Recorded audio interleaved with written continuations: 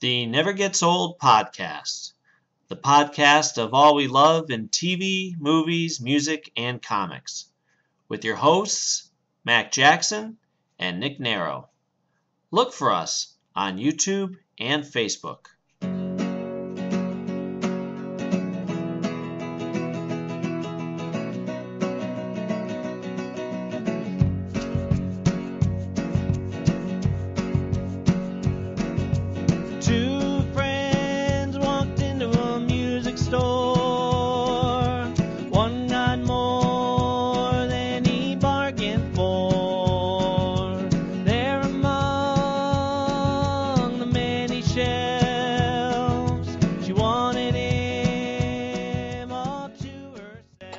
Hello and welcome everybody to the Never Gets Old podcast. I'm Nick Narrow. And I'm Mac Jackson.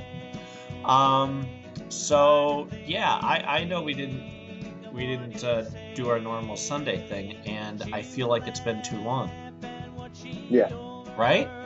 Yeah. Like I'm going through withdrawal. Granted, I spent the week putting up 4 podcasts, but you know.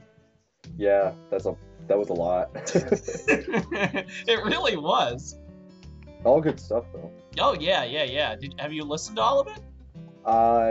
Granted, you were there. Sure I did listen. I mean, I listened to all of our Kristen talk. I listened to almost all of the bonus, and pretty sure I listened to both of the other ones as well. Nice. If not all, then like 3/4 of it. Yeah. And plus, you were there, so all you're really hearing is how it's edited and the music that I put behind it or whatever. Oh, did you, by the way, get to listen to that John Denver song yet? Which one? That obviously means no, I guess. No, you would have mentioned it. The one where he does the Beatles song. Oh, no, I didn't. I completely forgot about it. I'll remind you later. I'm dying for you to hear it. Okay. Yeah, I was listening to it. It popped up on my iPod. I'm like, ooh, I gotta ask Nick, because boy, and that's the thing about him. He had such passion, and you could feel that power, that energy from his stuff. And I think he lost that mid-'80s, which is, I guess, when he lost the record contract. He was kind of cheating vocally, I think. Instead of doing that power where his voice was almost going to crack if he didn't know what he was doing. You could hear him take the easier route. Mm-hmm. You know what I mean? Like, so whenever you would hear him do, Country Roads. Like, okay, when I first got into him, it was when he died, and I heard Country Roads. So, okay, I'm going to go out and get a John Denver album. Well, when people die, their album, the prices jump up. So I'm like, all right, well, here's a cheap, for whatever reason, 4 discs for the price of 1. Wow. And it's got, let me see, Country Roads. It's got all his hits on here. I thought, boy, I really found a bargain.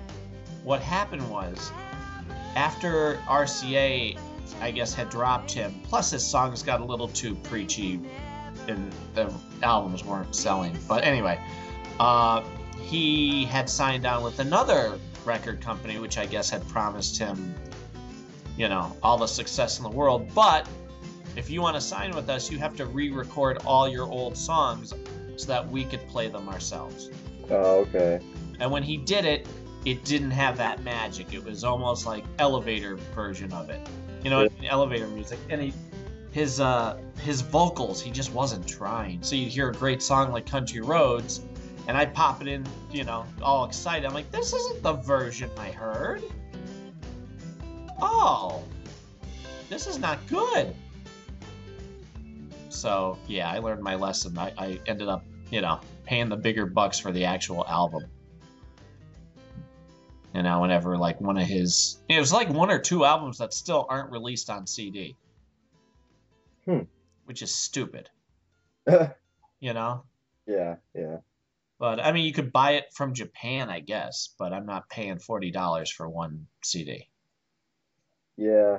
You can't get them on iTunes either? They're not on iTunes? No, it's this one song, or one album in particular, Aire, I think it is. Aire. Something like that. Anyway, It's like the last one. Apparently his manager was the one who made, in the last few years, actually pushed to get all his stuff reissued.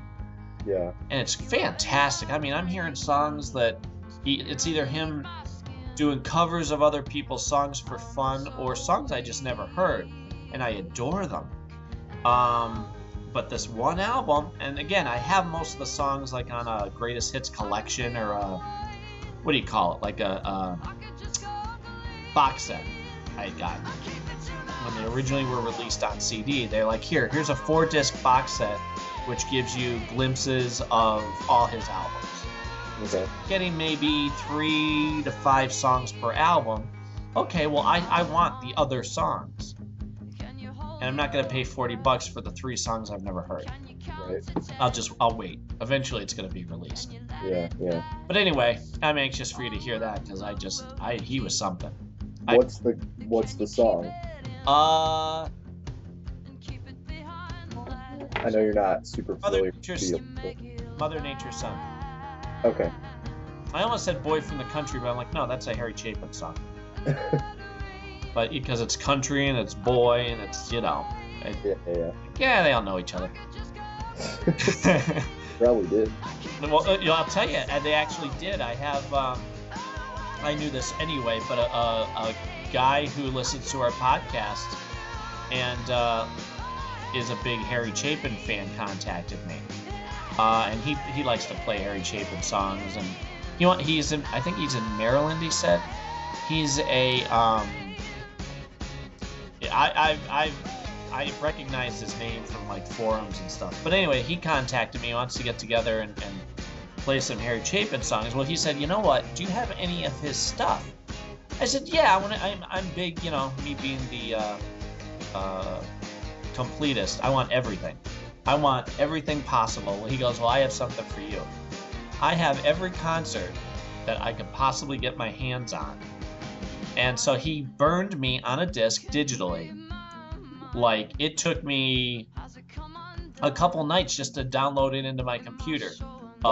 Yeah, and granted, now, understand, for the most part, you're getting 20, 30 concerts, maybe more, maybe I'm wrong, of all kind of the same song. You're going to hear Cats in the Cradle and Taxi and WLD. But for someone like me, I want to hear the little differences in the banter between songs or even just the performance. And it's through the years, so you can hear the changes that happen within the band. Plus, there's a couple songs which I don't even know if I've ever heard before. Okay. Which he never released on disc. I guess he only played them live. And like early versions of, songs that I already know. So I'm thrilled. And he, what did he also do? He got me like a DVD, which I have to watch. I'm dying to. Let me see here. It was one disc, but it's a bunch of his, I guess, TV show appearances and stuff. I've just been so busy. He was asking me. Remember when you were asking me, "Hey, do you listen to my songs yet?" Yeah. He had just sent me a text saying, or an email. Scott Sivikoff is his name. I wanted to make sure I gave him credit. Okay. But he had said, did you listen to those songs yet? Did you listen?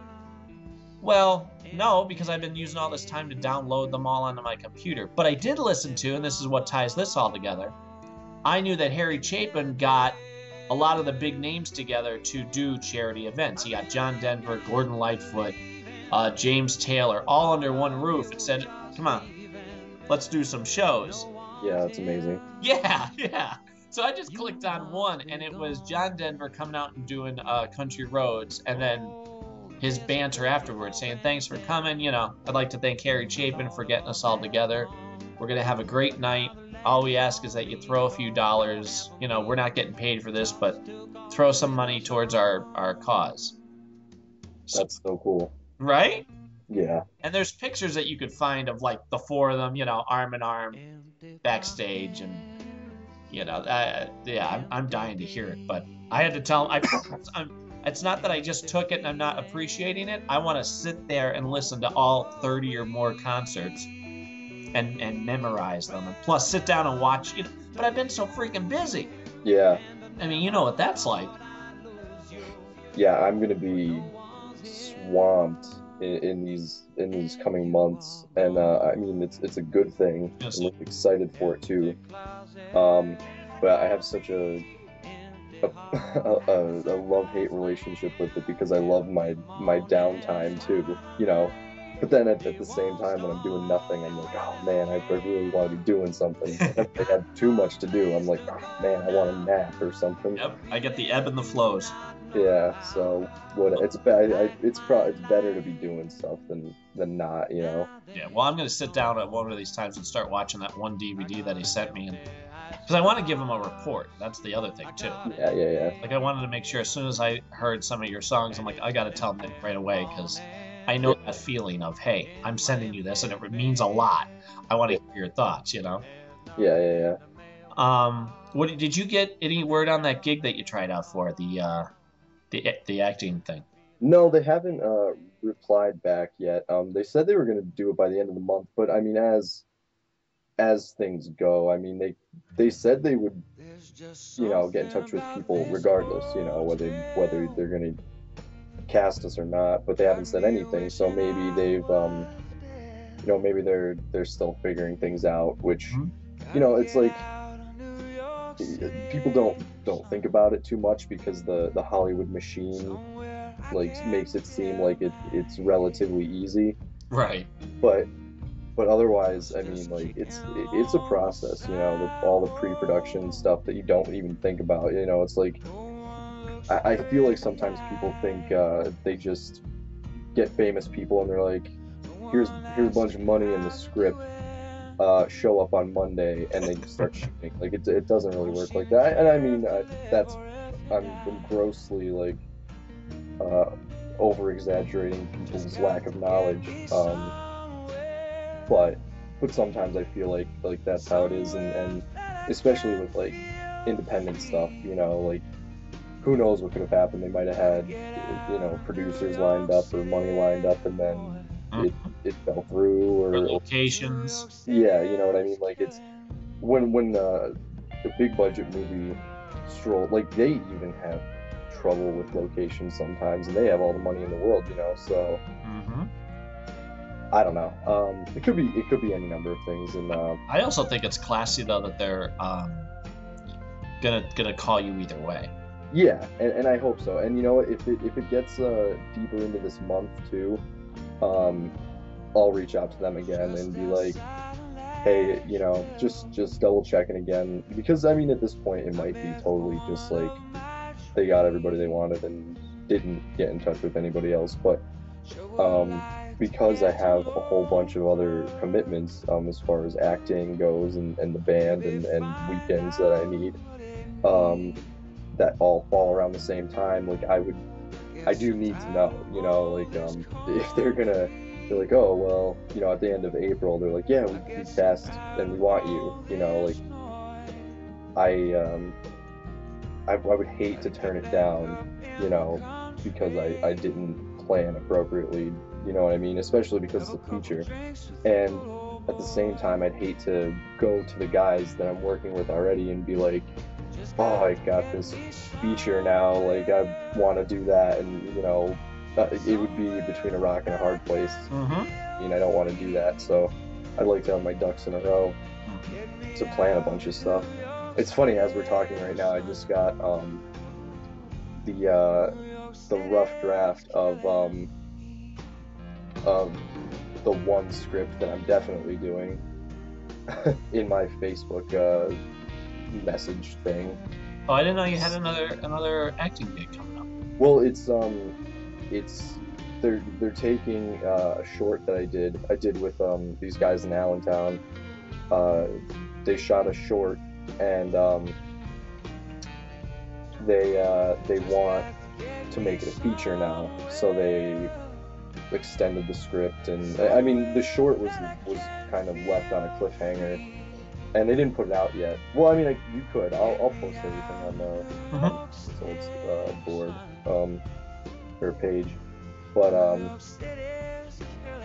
it kind of ends on a cliffhanger, and I guess the idea was that they were either going to make it like a web series or something to that effect, and they decided on trying to make it like a feature. So that's what they've been working on, and I mean, obviously, I'm already in it, so uh, I have to go back and do it. I mean, I didn't have to, but I like these guys, and I'd like to work with them more. So yeah, that's coming up. Actually,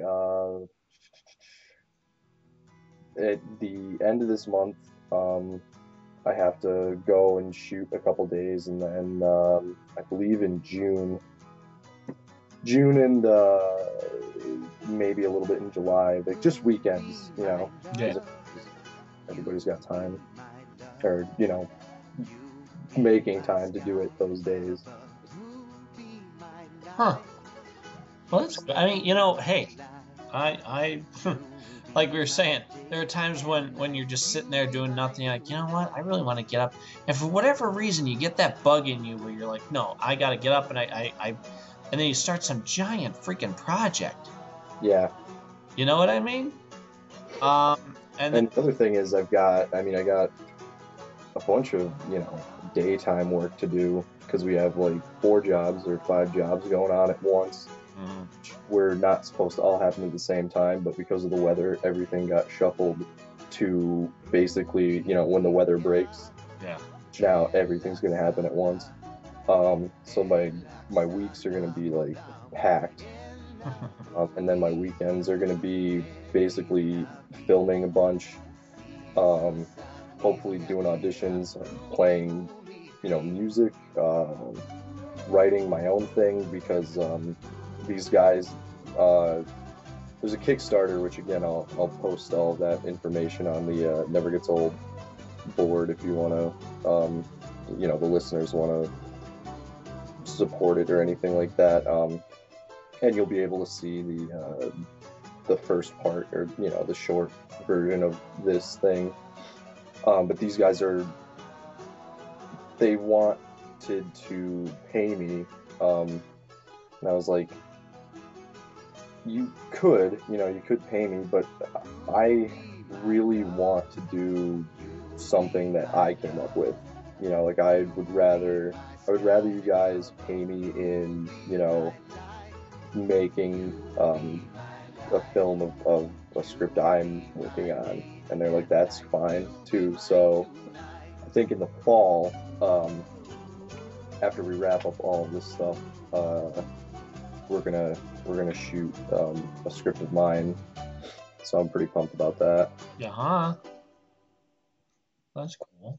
So I'm working on the script now. I'm trying to I'm fleshing it out to like feature length, which is harder than it sounds, but I have enough time, and then I'm doing everything on my own, which is kind of the way I like it, because then I don't have to wait for anybody or anything like that. Like I'm writing the script, and obviously like I'm giving it to them in bits and pieces, and hearing, their concerns or what they like, and what they would work on and stuff like that, and keeping it in mind.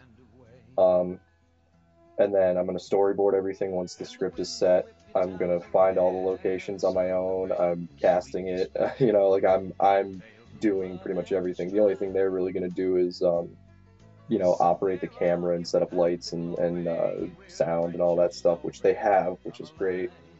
Um, so I'm excited. Using that was actually a very Lucasy move. Yes. But I mean, don't pay me in cash. Let me use this in a different, creative way. Yeah, because it's and I always tell the people that I work with, and even the feature that I auditioned for was a non-paying thing, and the role that I was auditioning for was a primary role. It wasn't like, background guy number 3 or anything like that. But to me, it's not like, it's not, I don't want to be an actor for money, monetary purposes. It's not what I would want to get into it for. It's a vocation. What's that? It's a vocation.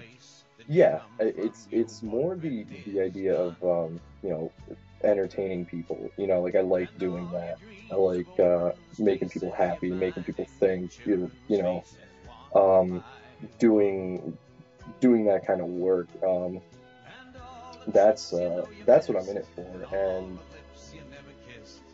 like I just enjoy that so much more than having a bunch of money or whatever. And I think like it probably helps that I've never been super wealthy. I don't even know what You're that's so like. lucky. I'm not. What's that? I said, you're so lucky. I am so lucky I don't have money. It's just it's so like pointless money to me because when you think about it, like if you were to actually have the economy collapse or like you know this is ridiculous, but like a zombie apocalypse or whatever, you'd see just how real or important money actually is, which is to say, not at all. No one would care about money anymore if it was a matter of life and death. On The Walking Dead, they don't use money at all. Like they don't. What doesn't matter. It's such a all money is a way to keep people from smashing rocks over each other's head for food. Like that's really what it is. Goods or services, like that's basically it. Um, which is a good thing in my opinion, but it's still so non-important to me. Like, Well, yeah, and that's what keeps you grounded too. yeah, and that's, I mean, so it's the idea of being able to work with people and the fact that I have these opportunities and I'm gonna run with them. Like I'm not gonna let them breeze by. Even if it doesn't seem like a lot right now, but if that's my opportunity, to get a story that I want to tell on screen instead of doing other people's stuff all the time, which is ultimately what I want to do is just be the one, writing and acting in stories, and other people could direct. I'll probably end up moderately directing the one that I'm writing, but just because I don't want that responsibility, that's a really huge responsibility. Um, but Oh, I yeah. mean, that's what I want to do. I want to be that guy who people are gonna, go. I really want to work on a film that he's doing, Mm-hmm. you know, and I mean, sure, it'd be really nice for people to write awesome scripts and be like, we want you in this, but I have so many different stories from over the years that I just never put down because I never had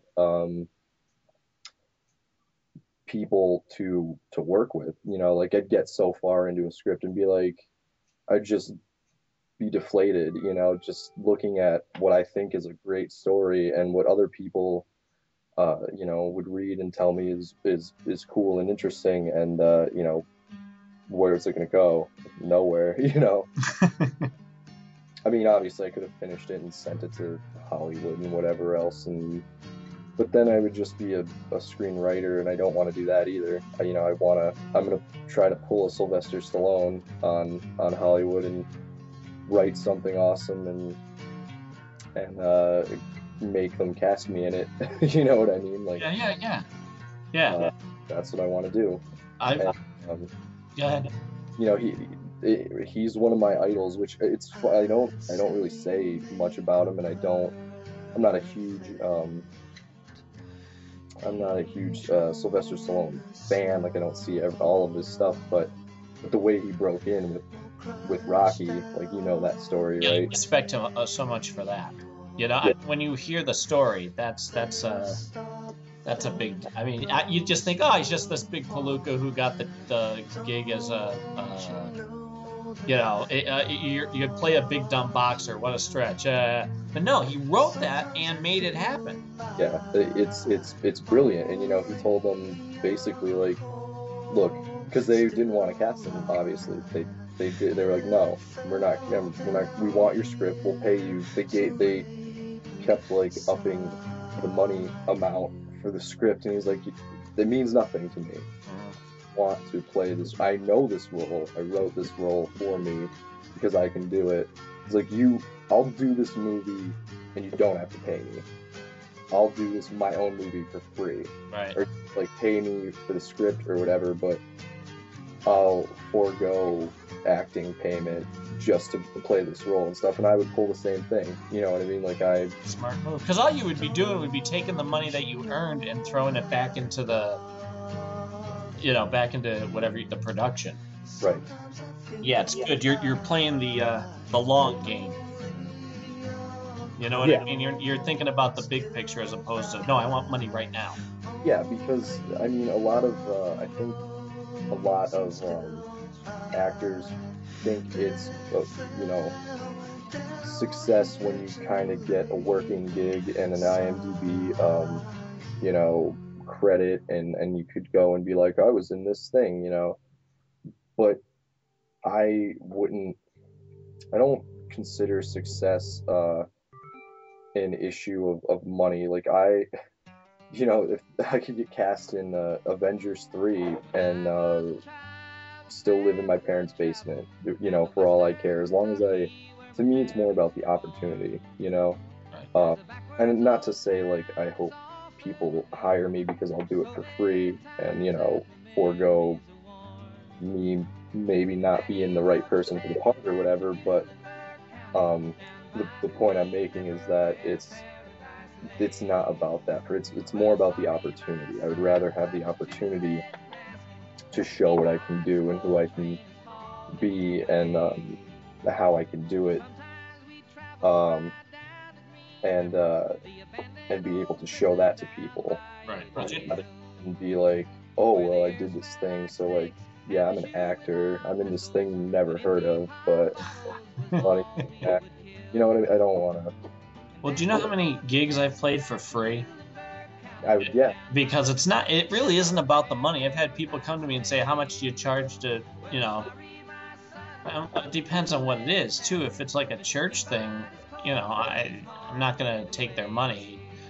But every year we play this church gig past Clark Summit, and we do it for free because it's an hour. It's a quick gig. We get great exposure. We have regulars there, which the only time we see them is at that church picnic. Mm-hmm. And they appreciate the heck out of it. So, like you said, it's not about the money. Now, granted, if you're going to be doing some traveling, and if we get Sean to come with us for an hour gig, I don't bother him for that. But if it's going to be at least 2 hours, then I'll get him on, and then you can ask a little more money. But I think about more for him, because Cindy and my philosophy is money's nice, like you said. Yeah. We'd like to be paid, yes, but everything's negotiable. You know what I mean? Like I helped out these other musicians. I did 3 gigs with them. They turned out to be fantastic. I had standing room only for me at the Poor Richards one Friday. I mean, it's a freaking fantastic, and it was just me. Cindy was pregnant at the time. I think that's what happened. She couldn't go, and so those 2 of the 3 gigs I did myself. The first gig at a new place, standing room only. It was and at the moment I was done, everybody started leaving before the next band went on, and I went to that gig to help them. Yeah. You know what I mean? Yeah. But we didn't get paid for that. I kind of thought I'd get a couple bucks. Give me a 20. Give me gas money. And right. That's a different story. And that's what these guys did too. I mean, they gave me gas money to get there to film the short, and that was cool, for them to do. At which like my other good friend that I've done the other shorts with, he never gave me gas money, but at the same time, like I'm not harping on, and like I mean that was just really nice of them because they didn't know me as well. Um, so I'm just kind of teasing about that, but it's just funny. Well, we like to play the game of, hey, when we win the lottery, you know what I mean? Cindy and I will do Yeah, that. You know, what would we do if we became rich? Would we move? No. I like where I live. I might add on to the house. yeah. But number one, I want a cushion for my family. That's my thing. Let me have enough money so that I don't have to worry about money. Hmm. And then after that, then I can put an addition on the house, or, you know, what? Not really much. I'd give to charities and all that, and that's not being phony baloney. I seriously would. I would, if anything, I wouldn't just blindly throw money at a cause.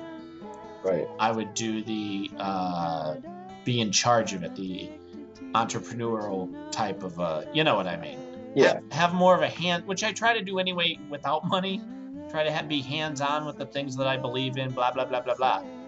But when you have money, people listen more, and you can actually move. You can make your money work for you as opposed to throwing it at, you know, here's a soup kitchen, here's some money. Well, you never know how that money is spent.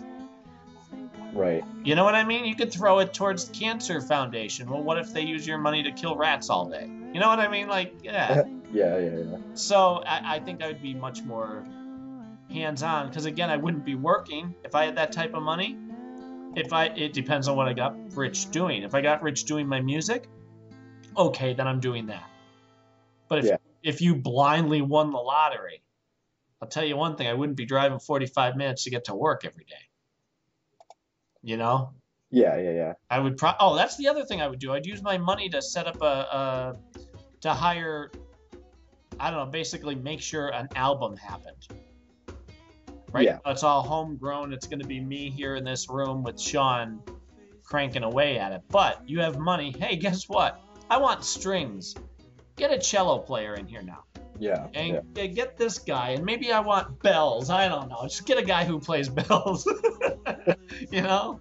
Is that the bagpipes? Yeah, bring him in too. I'm never going to use it. But... Yeah, and that's that's what I would do as well. I was actually just I was talking to one of my best friends about this, because a couple of local guys that I wanted to work with, but still haven't, formally met, and did try to get in touch with them on Facebook, but I know how weird that is. And, so I didn't pursue that really far because I don't want to come off as creepy or desperate or anything. They just got an obnoxious amount of money. I'll just say an obnoxious amount of money for working on something or whatever, and they're also running a film school. So I mean, people might know what it is just from me saying that if anybody's local, but I don't want to go out and just in case, because I don't want to throw it in the right or wrong light. But they're doing a film school. But if I was given or won or came into the amount of money like that, I would do exactly what you're saying, and that's I'd stop doing what I'm doing right now and make a movie. If I had a couple $1 million or whatever, even $1 million. Oh, sure. $1 million, I would put half of it in my bank, and the other half I would use to get all the people I wanted to work with and be able to pay them, and make something with it. And that's just me, because it's not, for me, it's not a matter of I want to, like I said earlier, make movies because I think I'm gonna become a millionaire making movies. I want to make movies because I love it, and I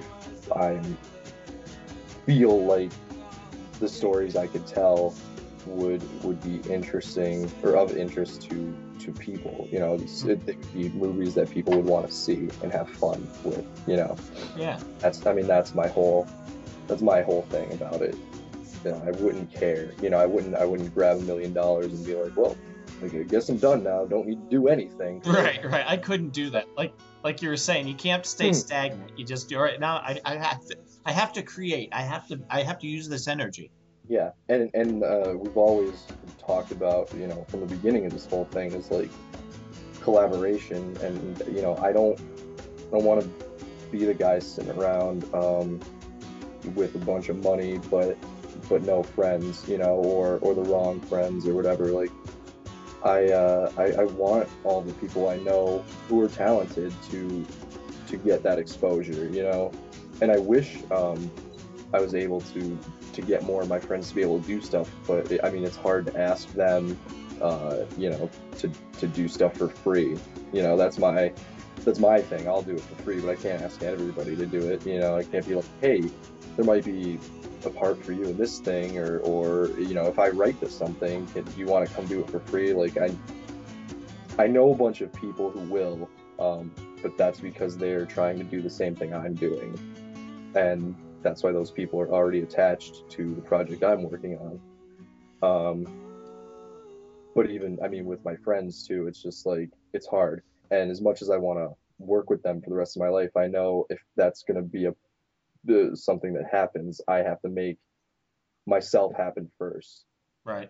However, in whatever way I can make that possible, you know. So Oh yeah, and you know how bad I would feel if, like you said before, if I missed an opportunity to look back and go, man, you know what I should have done with that time? You know what I mean? I actually had an yeah, opportunity to, might play a gig or meet that person or whatever, and you didn't take it. Oh, yeah, it would kill me. It would, for the rest of my life, it would eat me alive.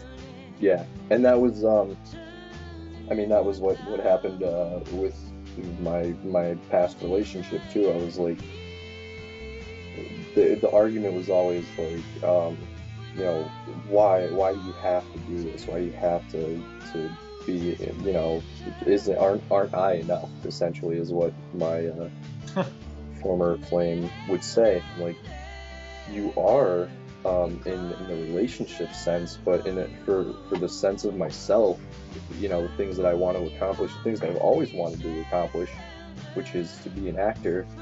Like, it's just so happens that now is the time that they're happening, you know, and I'm not gonna be, you know, 35 or 40 or 45 and look back and be like, wow, I just stopped pursuing those opportunities when I had them. Yep. And I'm kicking myself because I'm kicking myself because I'm not happy with my second choice of career, you know.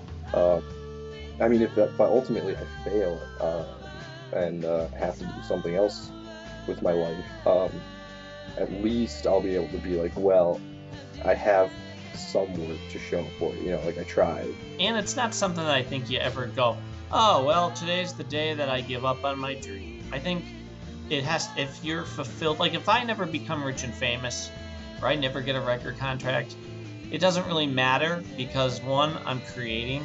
Same, and this also applies with you. Yeah, You're creating, you're giving to the world in some way. I'm blessed to say I have a following. I right. had a following when I was on my own. They used to call themselves the Mac Pack, which I thought was really cool.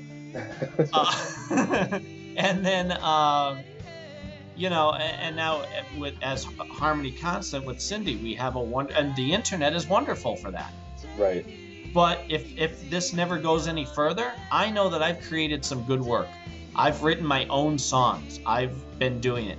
You know, if it should go no further, I still know I've succeeded and I'm fulfilling my creativity now. You know what I mean? The moment I was able to post it on the internet, Yeah. great.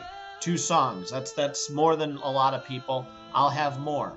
I'll have a whole album. You know, huzzah. Yeah. You Yeah. said that you're talking about your ex saying, "Aren't I enough?" It's apples and oranges. That's what I tried to explain, but It's not a relationship is not a career. right. That's what I tried to explain, you know, it's not it's not the same thing at all, you know, like Or it's one and it's they can go together. then yeah, all things I said, all things I thought I explained logically, but it's, you know, and you know, I don't want to. I'm not saying it was wrong or right. You know, like I'm not saying she was you know, No, wrong to feel the way she felt. Because it's a matter of, you know, comprehension and what people value and you know, um, you just there's you know, different ways people define themselves and success and happiness, I guess, and all that sort of thing. And yeah, I used to, when I was a lot younger, think, you know, you were defined by your relationship, I guess. sure. And as more and more relationships fell apart for seemingly no reason, um, I lost that, and it was more like, you know, relationships to me were friendships where um, you got through rough times together as best friends, and when they started getting, you know, when the wants and the needs diverged too much, that was when it was time to let it go. You know, I mean, that ultimately should be, I think, a pretty standard idea of a relationship for everyone. You know, when two people want wildly different things, you can't hang on to that just Right. because, you know, for whatever reason, it's like you're just never gonna end up being happy. Um, you really need to support each other in whatever they do, like, you know, like a friendship. You know, you have to be. I think you have to be best friends, Yep. supportive best friends, with the person you're with. You know, and of course you want to make sacrifices, or you have to make sacrifices and other things like that. But Right. But I mean, and maybe selfishly, I chose that I didn't want to sacrifice my opportunities. That might be selfish. It probably is. I'm not gonna, you know, say it's not, but the thing is, you know, I've had 27 years now of wanting to do this, mhm. and it took me 24 or 25 years to be able to do it, you know, to be able to find the right people and find the right projects and do it. But it's never, you know, it's never been just like a fleeting thing, like, oh, I might want to be a football player, or, you know, for some people, like, I want to be a ballerina or a veterinarian. Like, it was never that. It was always something I said, you know, one day I want to be Marty McFly. I want to be Indiana Jones. I want, like, Sure. it wasn't just a child's dream. Sure, it started out that way, but it's always been there. It's always something I've done, Mm. and you can't you can't ask someone not to do it when they can do it. You know, Right. whatever it is, It's whatever it mean. is. It would be cruel to say, "Hey, you know that thing that you can't help but want, and you know that vocation that you feel." Yeah, no, I don't want you to do that. No. Yeah, and, you know, it's like that is also selfish. You know, that's just like, um, and it's like, again, it's not. I don't know how to put this. It's just a misunderstanding, really. Like, there are people who are really okay with, you know, going to school for a certain field and just, you know, doing it, just doing that, and then, you know, kind of leading a relatively normal life. But that was never for me. Um, you know, I like, and I always knew that being, you know, an artist in some way, shape, or form, whether it's the music, you know, drawing or acting, was never going to be something you just go to college for, get the job that you want and recognition right off the bat, and I always knew it was going to be way more work, but it always seemed way more worth it to me, Mm-hmm. um, than you know, just getting an office job as an English major, coming out of college, or even teaching kids now, because that's what I was doing. I'd be going nuts. Mm-hmm. Um, so Take it from a guy who's been there. that's the fundamental misunderstanding that we had.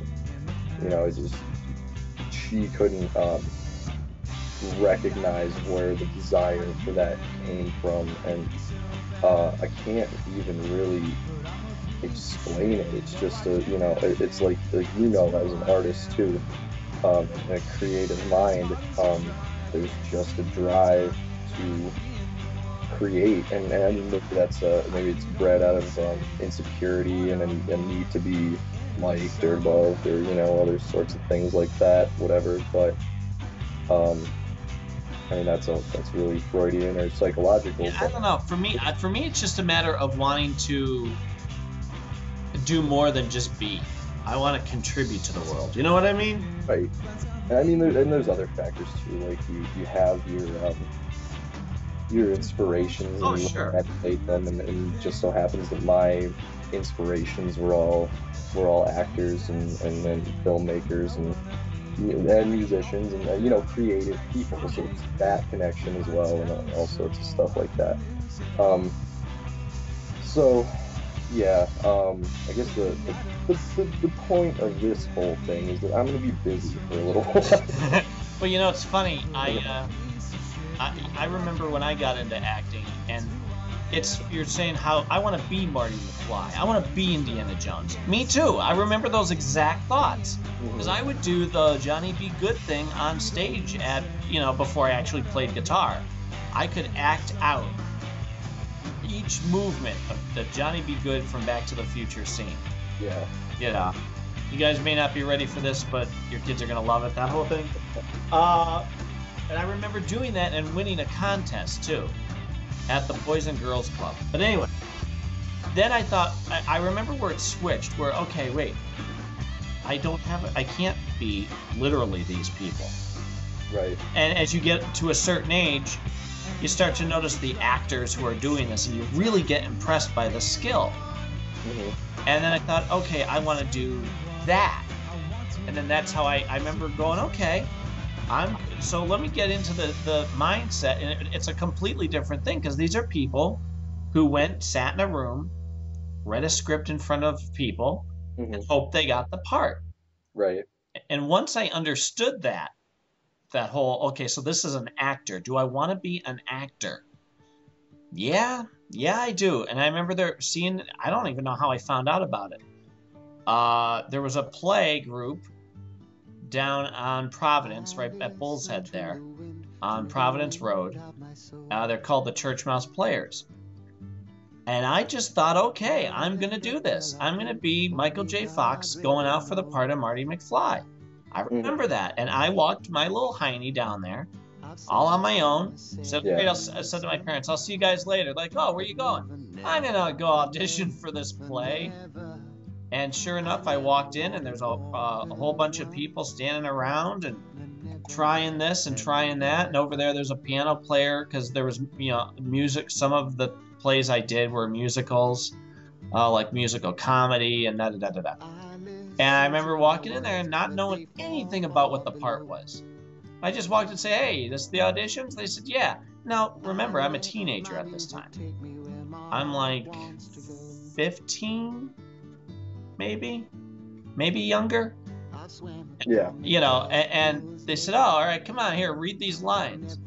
And I read them, and they said, "Here, take the script, go over there, look at these lines. You try to read for this part." Okay. Sure enough, I remember reading it, going, "Okay, come back on Tuesday. We start rehearsal." I'm like, "That's it?" Like, "Yeah, you got it." I'm like, "Oh," and it was the lead. That's awesome. I remember, yeah, and again, I walked back, and my parents like, "Where did you say you went again?" Hmm. I went down. I got a part in a play. What part? Oh, the lead whatever it was. And they're like, I remember them cracking up. Like, get out of here, for me to just act like it was no big deal. Yeah, yeah. And I couldn't comprehend how momentous that was. Yeah. Because I had never had anything to experience against that. So I just thought, what? You walk down there, you act it out a little bit. They either like you, you don't. Oh, I got the lead. Okay. That's a lot of responsibility, right? And they're like, yeah.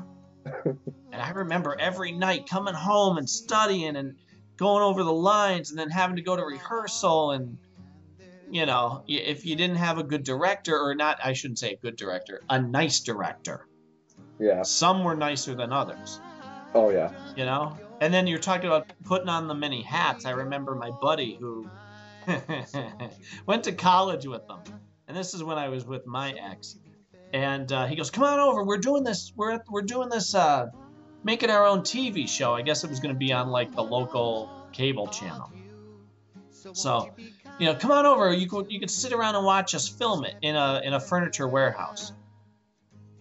And they would write their own little scripts. Mm-hmm. Well, before you knew it, I remember at one point they were trying to do this thing where basically in the end of the skit, the guy loses the bet and he's naked. Okay. It's a cold warehouse and this guy's not going to be naked. But he took his shirt off. Okay. Well, they didn't know how to have him sit on the couch next to the woman or the guy. It was another guy. Look like he's naked, stand up and walk out of the room. I guess I'm going to have to get completely naked. And I go, whoa, wait a minute. I'm sorry. I know I'm just standing off to the side here, but can I give you an idea? They're like, yeah. Next thing you know, I'm directing the freaking thing. I'm like, no, look. You hold the camera here. Keep it steady as he gets up on a certain word. Keep the camera right at his waist. Yeah. Little tricks like that. They're like standing back and I'm like, all right, let's try it over here. As we're driving back, I remember the ex going, you kind of took over there. Like, what do you mean? Yeah. Well, you were just there to watch. I'm like, they asked me. Yeah. I wasn't being a control freak. They were stuck. I offered, my 2 cents, which I always considered ever since then. That was very, very big of them to allow that. Because, a lot of people in any type of creative area, you can find some a-holes who are all about the me. Yeah. And I mean, that's not when I do end up doing my own thing. It's I don't. Yeah, I'm gonna storyboard everything. I'm gonna try to have my handle on everything. But that's just to make it easier for everybody else. And it's my responsibility. I feel, because it's my project. To not just say, especially like I said, with a zero budget thing. Sure. I'll probably do a Kickstarter, see if we can get some money or whatever, but I'm gonna go into it with the idea that there's no money but what I bring. I'm gonna end up, whatever needs to be paid for is gonna be me paying for it. Basically. So when I get in there, I want to be able to, first of all, have us all be able to have fun, of course, but be professional. Mm-hmm. Because I feel like the stuff that I've done so far has turned out good, but it was very lax and it was very fly by the seat of your pants in terms of filming. It was very guerrilla in that sense.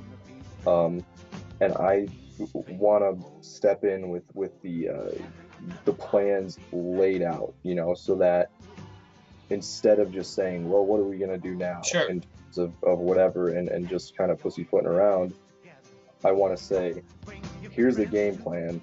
Let's get everything done that we need. And if we come up with ideas and we can play around a little bit, then we could go for it. Right. And that's the thing that I've been doing for years. First of all, I've never. I always wanted to know how to do everything.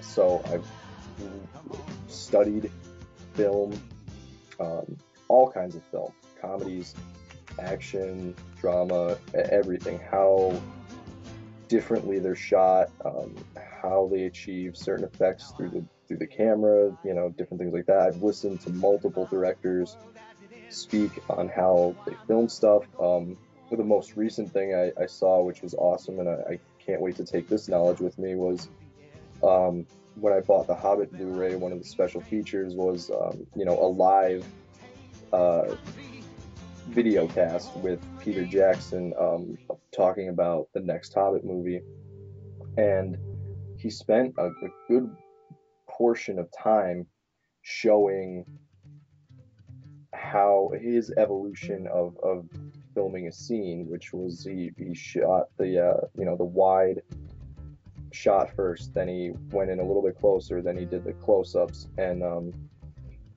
you know, to me that just made a whole lot of logical sense that I hadn't thought about before, to do it in that progression. So when I shoot my thing, that's what we're gonna do: shoot the wide, get the whole scene, go in, and then have somebody take notes, obviously, on what we did, or just make sure we watch the scene, so for continuity and all that stuff. And then shoot the mid, and then shoot the close, and then whatever else we could do, we'll play around after that. But the way he explained it and the way he showed it, and he showed how he cut scenes together and stuff like that. Not a whole lot. He just did a couple little bits to not spoil the movie, but it was very interesting and very cool. And I mean, he's also a dude I look up to as far as filmmaking goes. But I always kept that knowledge in the back of my head, just in case I had to come to this point where, okay, now it really is me. I'm going to be in charge of the project, you know. I didn't want it to be. I wanted to just be a guy who wrote and acted, and hoped that I would meet directors that would, you know, be looking for scripts and stuff. But I just know a whole bunch of people who insist on writing their own stuff, whether it's good or not, and you know, putting it out there. So now it's on me, and I'm glad I've spent all of this time, you know, studying movies from one way or another, whether listening to filmmakers talk, reading, or just sitting and paying attention to movies. I mean, that's, oh yeah, sure. I mean, it doesn't teach you the technical skills, how to do stuff, but I mean, it teaches you the common, or I can't even say the common sense, but the practical sense. Right.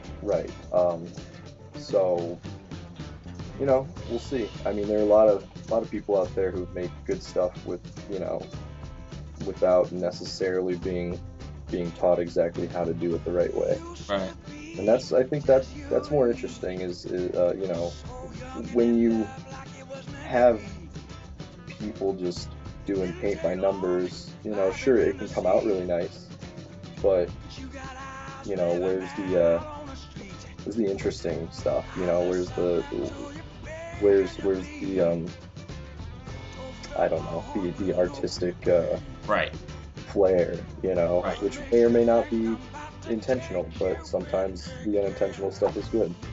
Well, before we move on to the things that we planned on talking about, I wanted to just share a story with you. You're talking about how your ex, you know, wasn't very supportive of your dream and everything. And it reminded me of my ex, who I was with for many years. And I remember when I started playing places. And I would play at this one bar that moved. It used to be on Adams Avenue, and used to play every Thursday and Saturday night. And you know, you get your regulars that come just, and it was cool because I'd have people that came just to see me, like I said, the Mac Pack, and you know, it was always fun, and it had a good time. And this is when, before I played guitar, I would sing with a man named Lee Strubeck, who is known as like the area's piano man. Mm-hmm. He loves Billy Joel, but he has like a Neil Diamond voice. So okay. He knew I could hit all the notes, and he had heard me singing when we worked together, so he asked me to come sing with him. So, long story short, I remember the whole gang was there, and we had our gang, our friends who, between singing, I'd go over and sit with them and shoot the bull, and just, we'd have a great time, and then we go out for breakfast to the Glider or Chicks, or or Perkins, and stay out. And this is, remember, Thursday night, not just Saturday, but Thursday night, staying out till 3 o'clock in the morning. Yeah. I don't know how I did it. Look, I think it was pure Oh. adrenaline, because as you're playing a gig, you're loving it and it's exciting, and then you're left with all that energy, and and so it takes a while for you to calm down, I guess. So Yeah. you're running on fumes. But anyway, then he wouldn't show up, and by then I was learning guitar, so I would show up anyway, and I'd play the whole night on my own.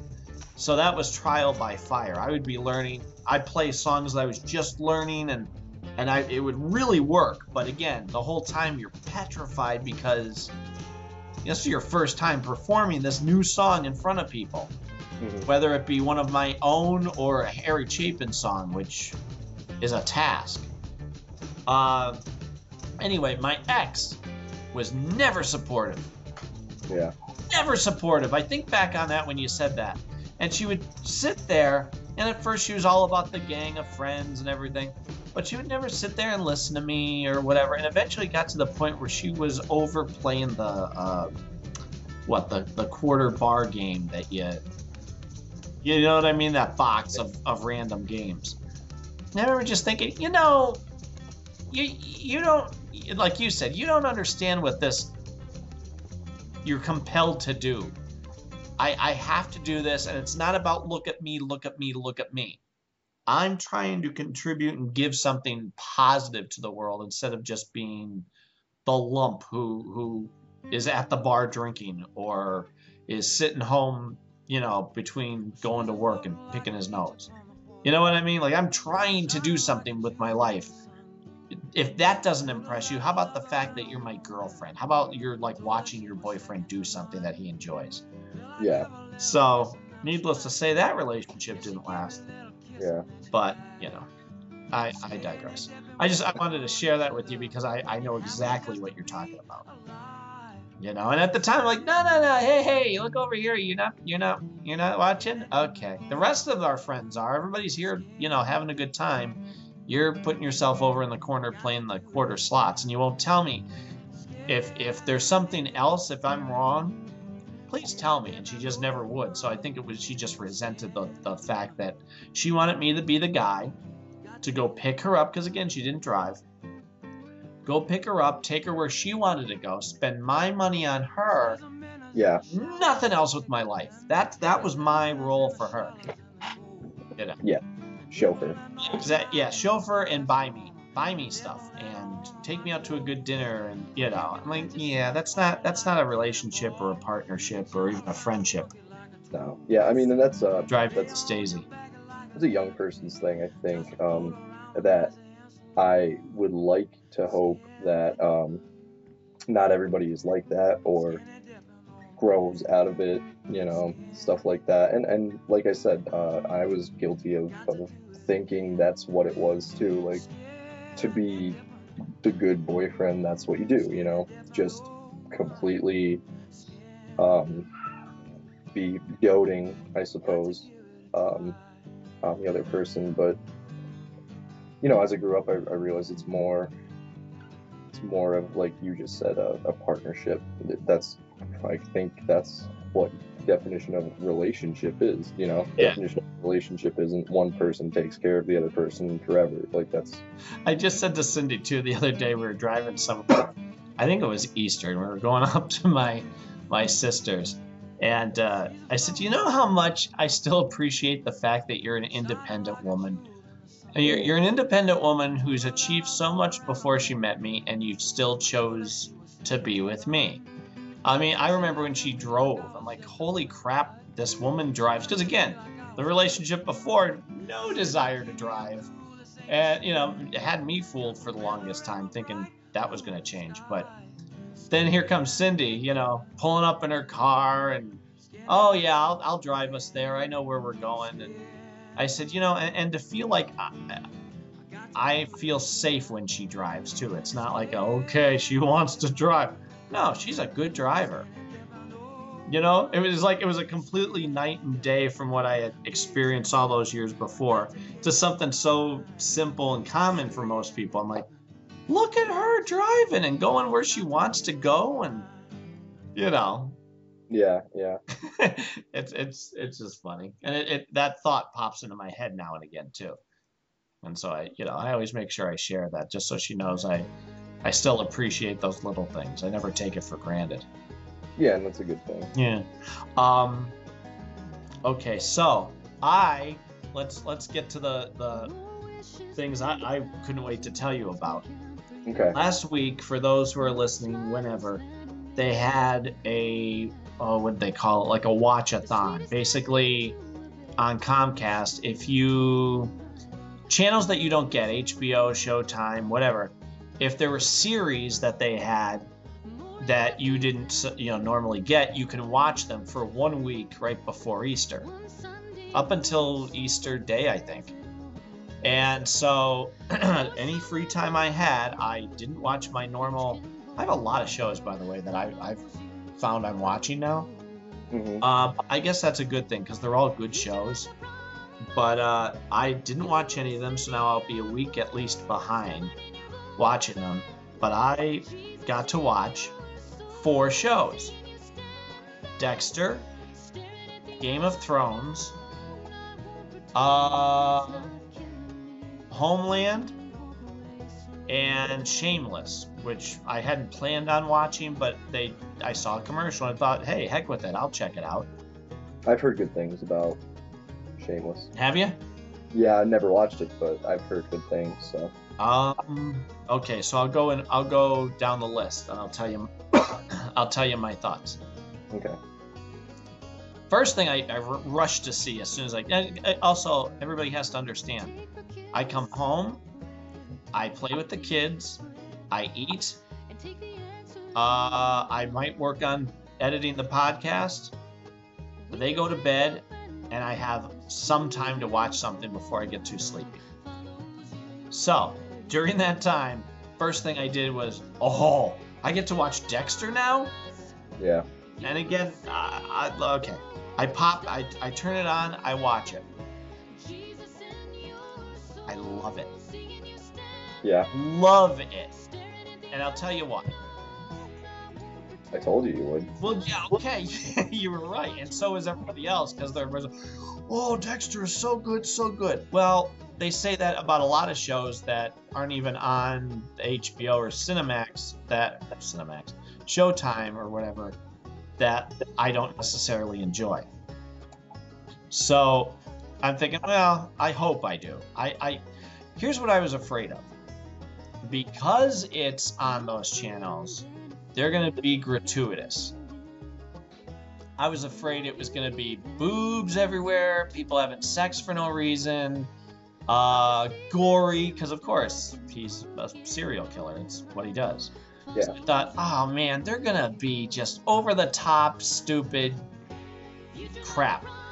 I am amazed, other than the cursing, which I'll mention in a minute. They even warn you in the first episode, my sister curses like a sailor. That's, Yeah. that's the line. So they kind of warn you about that, and she's, for the most part, the one who does it the most. But other than that, I applaud them, because they could have gotten away with blood and gore. Uh-huh. And they don't. No, not really, no. They don't. They show, like, you think, okay, he's going to start torturing them. The most they show is him nick their cheek to get a sample of blood. Yeah. That is it. I thought, holy crap. And they hardly show any nudity. The only time I saw it, I watched 5 episodes. Okay, so that's the one you watched the most of then? Yes. Okay, I was hoping that was it, but... Did you? Yeah. You hoped? Yeah. I didn't want to tell you when we were texting, just because I wanted to save it for this, but... Yeah. I couldn't get enough. I thought, okay, so that's the first episode. I kind of want to know what happens next. Huh. All right, well, I'll watch another episode. The next day I did, and I'm like, wow, okay, I want to see what happens. And I like them. You like everybody in the cast. Yeah. His supervisor, it was almost comical the way that the supervisor in the first episode was like, what are you effing looking at? Why don't you get to work? And like giving him a hard time. You're creepy. You Yeah. creep me out. He's like, yeah, sorry about that. And the way he hates him so unnecessarily is comical. Yeah. But and at the same time, you're getting him trying to be human. When you were talking about goals, how we were saying a relationship, two people have to be similar, they have to want the same thing, blah blah. He actually says that in the one episode with this one couple. He's like, what? He has them tied up. He's about to kill them for what they did. And he's like, why do you two love each other? What He's sincerely asking, what is it that makes you love each other and want to be together? Yeah. I thought, well, it was cute. Cindy happened to be in the room when that scene was on, and she was laughing. He was like, okay, thanks, and then he's gonna kill them anyway. Yeah. But everybody even the supervisor who hates him, right away they make him compelling. Yeah. Like I'm now gonna order them through Netflix, because we get movies and they're sitting there for months at a time. Right. Before we get to them. I'd rather get episode disc after. Oh, I also made sure I watched 5 episodes, because that's one disc worth of episodes. Yeah. I checked Netflix. I'm like, okay, so I gotta watch 5, so I'm not getting a disc just to watch one episode. I'm hoping maybe by the time the next season's gonna roll around, they'll throw it back up on Netflix for you, so you can just catch it a lot easier. But you mean watch online? yeah, because that's where I watched the first bunch of seasons, was on Netflix, and then we bought them, and luckily it was one of the things from the last relationship I got to keep. Stuff I didn't get to keep, and for good or for better or worse. But yeah, that's one that I have all the seasons thus far on DVD. I think maybe the most recent one I haven't picked up yet because it's still expensive. But and do you think it gets better and better as the seasons go on? Oh, it definitely does. If you don't have any more thoughts on it, I'll tell you. I'll talk a little bit about it. Don't ruin anything, though. No, I'm not. Not at all. Because I've heard different things. I've heard people say, well, this last season, where you said it was even better. Other people are like, eh. And you know what the thing is? I think when you follow the story on a much more linear path, and by that I mean you're gonna get these DVDs, you're gonna watch them, and it's gonna not be like almost a whole year in between watching each season. Right. You can see a lot more clearly the path and the narrative and the character arcs, as opposed to waiting a whole year and then having stuff in between, and then another season of a show might be standalone stellar, and then Dexter comes on and it's maybe not up to your expectations or whatever, blah blah blah. But if you're invested in it from the first 5 episodes and you watch it all the way through, I think you're going to appreciate the whole narrative more than looking at it as pieces of this puzzle. The things that I agree with you on everything you said. I'm glad you feel that way about the show and the characters, and because the characters are very real. I don't think any character in the show does anything for no reason. It never comes off as forced or just a plot device. Everything is very organic, and that's a testament to the writing and stuff like that, and also the actors and everything. They just portray everything so naturally. It's really, really good. And you go through ups and downs. You will go through ups and downs with characters where they'll do something, you'll be like mad at the character, and then they'll do something redeeming, and then you'll even be mad at Dexter sometimes. They make very human mistakes, and it's very well done in the character department. And then you move on to the later seasons too, and season 2 has a guest star. You know, each season has their guest star, and they just keep getting better and better. I believe season 2 is Jimmy Smits. I thought it was John Lithgow. He's season 3, Oh, because which I've heard good things about him. among the Dexter fans, they say, you know, that season is the best season, and I'd be inclined to agree because the story and the acting are phenomenal with him and his character. Um, but at the same time, like I always say, you know, I like the character stuff and the arcs and the development. So I feel like every season they've done so far has been necessary for one reason or another. As far as Dexter's character arc goes, and you know the progression of other characters as well. Um, and all of it's a show that you'll watch and pay attention to, and then the things that maybe didn't seem like it might be that important, you know, come back later, and it comes full circle, like, oh wow, that thing that happened in season 1, now that's gonna, you know, turn in season 5 or season 6 or whatever, and you know, cause something to go haywire. Like nothing is forgotten in the show.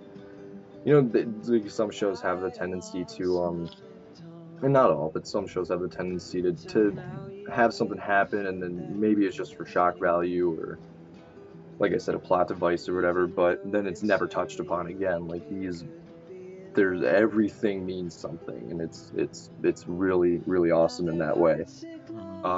And you know, like you, people were saying Dexter, Dexter, Dexter for a long time, and I didn't have Showtime or whatever, or any way of watching, you know, shows that I missed. So I was just like, yeah, you know, I'll get to it one day, and then one day came, and I was hooked. I was so into it, you know, so, and not like and you know, I'm not one of those people who are in love with serial killers or anything like that either. Oh, But oh no, but good writing and good story is, you know. yeah, and I mean, the thing is, like, he's a grade A sociopath, but with a code, you know, like it's Which is what makes that redeeming, because that was the other thing I was afraid of. Oh, great! Now it's going to be what did I say about Breaking Bad or Mad Men or any of those? yeah, We're, yeah, we're supposed to, or Sopranos. We're supposed to root for the scumbags. No, you kind of root for this guy because he is doing what the law can't do. It's like yeah, watching a show about the Punisher. yeah, and I have to disagree with you on Breaking Bad only because I haven't seen I it. don't think you root, like, you haven't watched it No. at all, but the story of you know, Walter White, and this is another show I absolutely love. Like I'm gonna be really sad when it's over this coming year, but I feel like I'm gonna be really satisfied with the story as a whole. Walter White is a guy who, in the first season or maybe even 2 of the show, you feel empathetic for, but as the show goes on, it's really the evolution of a villain. Like how does a man go from good to bad, or is it he was always bad but didn't have a reason, you know, couldn't express it, or you know, it's a really philosophical, psychological show, and eventually you're watching this horrible person, and you hate him, but the other characters in the show are the ones that are the empathetic ones, you know, the ones that may have started out, you know, that you didn't like, are the ones now that are you fear for, and stuff like that, and they're just as good at it. And if you want to talk about good writing, there's almost nothing better than Breaking Bad on TV as far as writing goes. Yeah. And it's the guy. I don't know if you ever watched the X-Files, but it's the guy who did the X-Files. Is it? Breaking Bad, yeah, Vince Gilliam. Okay. Something, I don't know. I forget. It's Gilligan, maybe. I don't know. but he wrote the X-Files, and then he wrote Breaking Bad, and after Breaking Bad's over, he's doing something else. So Cool. Yeah, I've never. That's the one out of all the examples I gave. I'm only going on a little bit. I've heard of it. I've never seen it, and I'm sure I'd agree with you as far as the writing goes. I mean, the same thing goes for the writing for the shows like, Mad Men and Sopranos. It's good, right? I have all these shows that I'm going to mention that I saw this week. Yeah. It's fine writing. I have no problem with the writing or the acting. I'll say that too. Yeah. With Breaking Bad, it's worth it for the writing alone and the character development. And like I said, I don't, at this point, if somebody were to tell me, somebody who's watched everything up until this point, that, they love Walter White, the main character, then that's more a critique on their personality than the show. I would say anybody who's like rooting for Walt at this point is not a person you probably want to know. Just because it's so, but it's such a compelling story. You want to see what happens to him.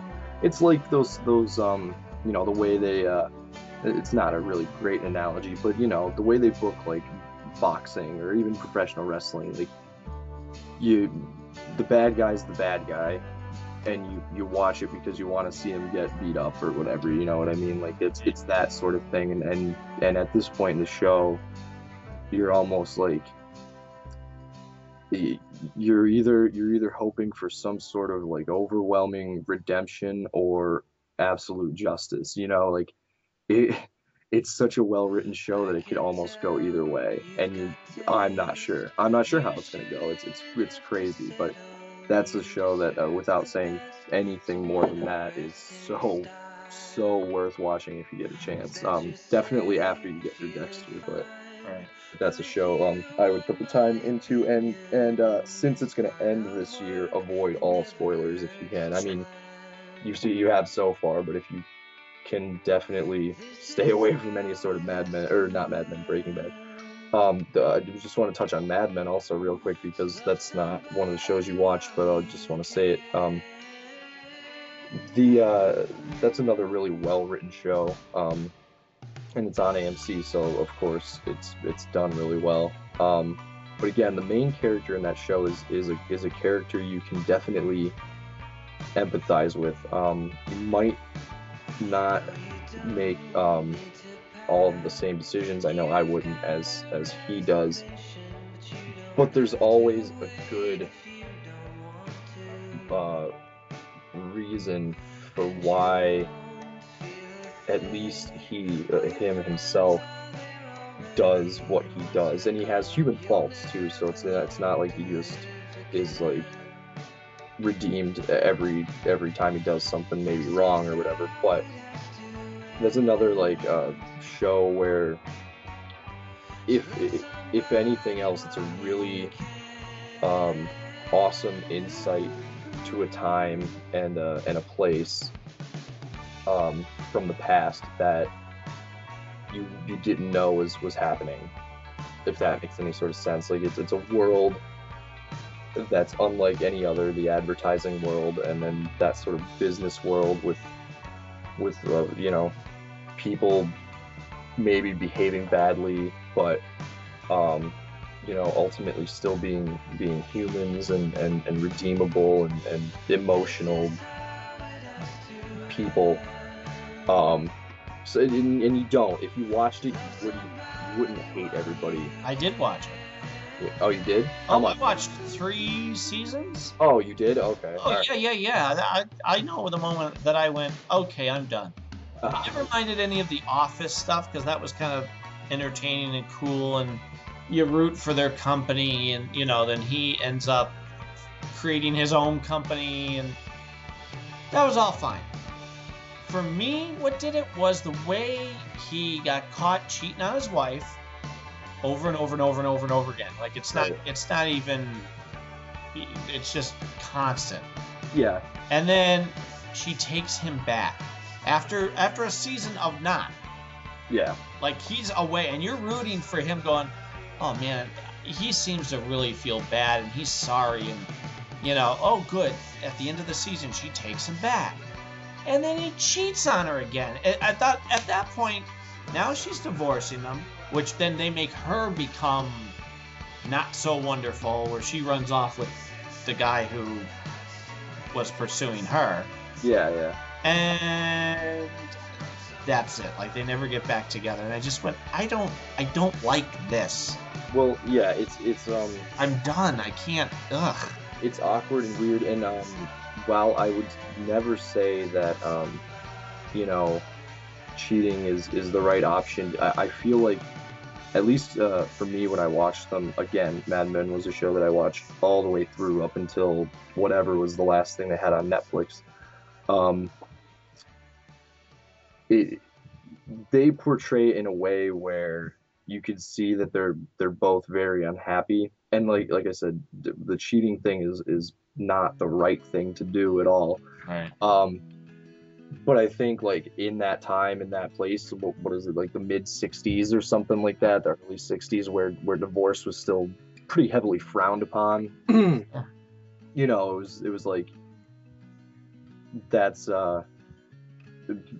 I could understand where the characters from that time period would not just think like, yep, we're done, that's the avenue, especially with two little kids at home and whatever. But sure, yeah, it's bad behavior. I'm not at all saying that, but when you get past that point, where they do split and find their own other relationships, and I don't know if you're going to watch it at all, but you see a much more happier, more satisfied Don Draper with the person that he ends up with. And you find that Betty is actually, is not the person you thought she was. Right. So yeah, they make her out to be bad and help Don be more, help you be more sympathetic for Don through the writing. But again, that it feels like when you're watching, it feels like it was something that was always there, and maybe not you, the royal you, but the viewer didn't, notice it as much, or like most, relationships, there's the side that you see and the side you don't see, if that makes any sense. Sure. I just remember thinking, like, kind of puts that dynamic out there. Yeah, I just remember feeling like I was an idiot. What? I'm like, I feel like an idiot. Like, I rooted for this guy for a whole season, and you think he learned his lesson, and now, oh no, you're still doing it. You're still a jerk. Okay, and I just thought, I can't root for you in any way. I'm disgusted to even look at the character. So yeah, I couldn't. And you're right. Everything else about it, like I said, there's intrigue. There's the office, whatever, politics. I had no problem with that. Granted, I always thought the seasons moved awfully slow. Like, there was no payoff until that last episode of the season. Yeah. And then something defining happened. So I thought, okay, I'm kind of intrigued, but I'm not loving this because I'm not entertained every week. I just feel like all right, where's my payoff? Yeah. And then when that happened, and he's still going to be a cheating son of a b. Yeah. I don't care anymore. And I thought, block. Well, I'll ask you this: Did you watch by yourself, or did you watch it with Cindy? Both. Both? Okay. Because she started watching it with me, and then she went, you can watch it without me. Because again, by the time it came on at night, she might be tired or whatever, and I'm laying there watching it. Yeah, I'll tell you this. I had another friend watch the show, and he started like you started, but he was watching it by himself, and he couldn't even get through, I don't know, a couple episodes, and he said the same thing. Like, it's very slow, the characters are crappy, people, not crappy characters, No. so, unlikable, blah blah blah. And I'm like, when I watched it with my girlfriend at the time, Right. and we didn't have an issue. I think it's one of those shows that you kind of have to um watch with somebody so that you have a tether to life, and to something that's not going to depress you horribly, because that show could be a huge Oh yeah. um so yeah, but I think if you watch it with somebody, which again you would have to probably convince Cindy to do so, you might have an easier time because you can kind of discuss it, as it goes, and Mm-hmm. but I'm not gonna force that on you. It's beside the point. I'm just excited because it's starting next week, and so I get Mad Men and Game of Thrones as we're going. But speaking of which, I do want to know what you thought about Game of Thrones too. First of all, I just read where, and I mean just read where it got picked up for season 4. Oh yeah, it'll just keep going. Right. Okay. All the things that I was afraid I would see on Dexter, Hmm. I'm seeing on Game of Thrones. Yeah. Now, granted, I am. I've only watched one episode Right. of most of these shows. Only Dexter was the one that I'm like, okay, the rest of this time, I'm gonna watch more of that because I'm excited. For me to say I love it. You know how tough it is to get past that boundary for music or anything for me. Yeah. Once I love it, I love it. Like, Yeah. Yeah. I'm all in. Game of Thrones. I thought of you too because it's that medieval type of deal, even though it's a fantasy world with dragons and whatever. Right. I don't know if it's coincidence or not, but I just can't get into that type of show, that genre. Yeah. Where they all talk in the Old English or whatever. And I don't know what it is about it. It doesn't compel me. Anywho, I'm trying to be not nice about it, but I'm trying to be fair. But it was gratuitous. Yeah, it is. And I'm trying to take into account. I understand that I don't curse and I don't whatever. I would have been okay if there was more blood and guts, because I can handle blood and guts, and they show people's heads getting lopped off. Meh. Whatever. It's a quick thing. I mean, we see more on The Walking Dead, which we'll get to later. But that doesn't feel gratuitous. And I was thinking about that. On The Walking Dead, that feels necessary. If they panned away every time somebody got shot, every time somebody shot a zombie, that's ridiculous. Why bother to have the show? Right. So the same could be said for Game of Thrones. If there's going to be violence or whatever, I didn't feel so much like that was... Again, I only saw the pilot. I didn't feel as much of that being gratuitous, even though at one point during the wedding party... Okay, let me just get into the gratuitous part. People are having sex all the time. Yeah. I count 5 minutes maybe goes by and there's somebody nude, and that's being nice. No, there's people being raped for fun.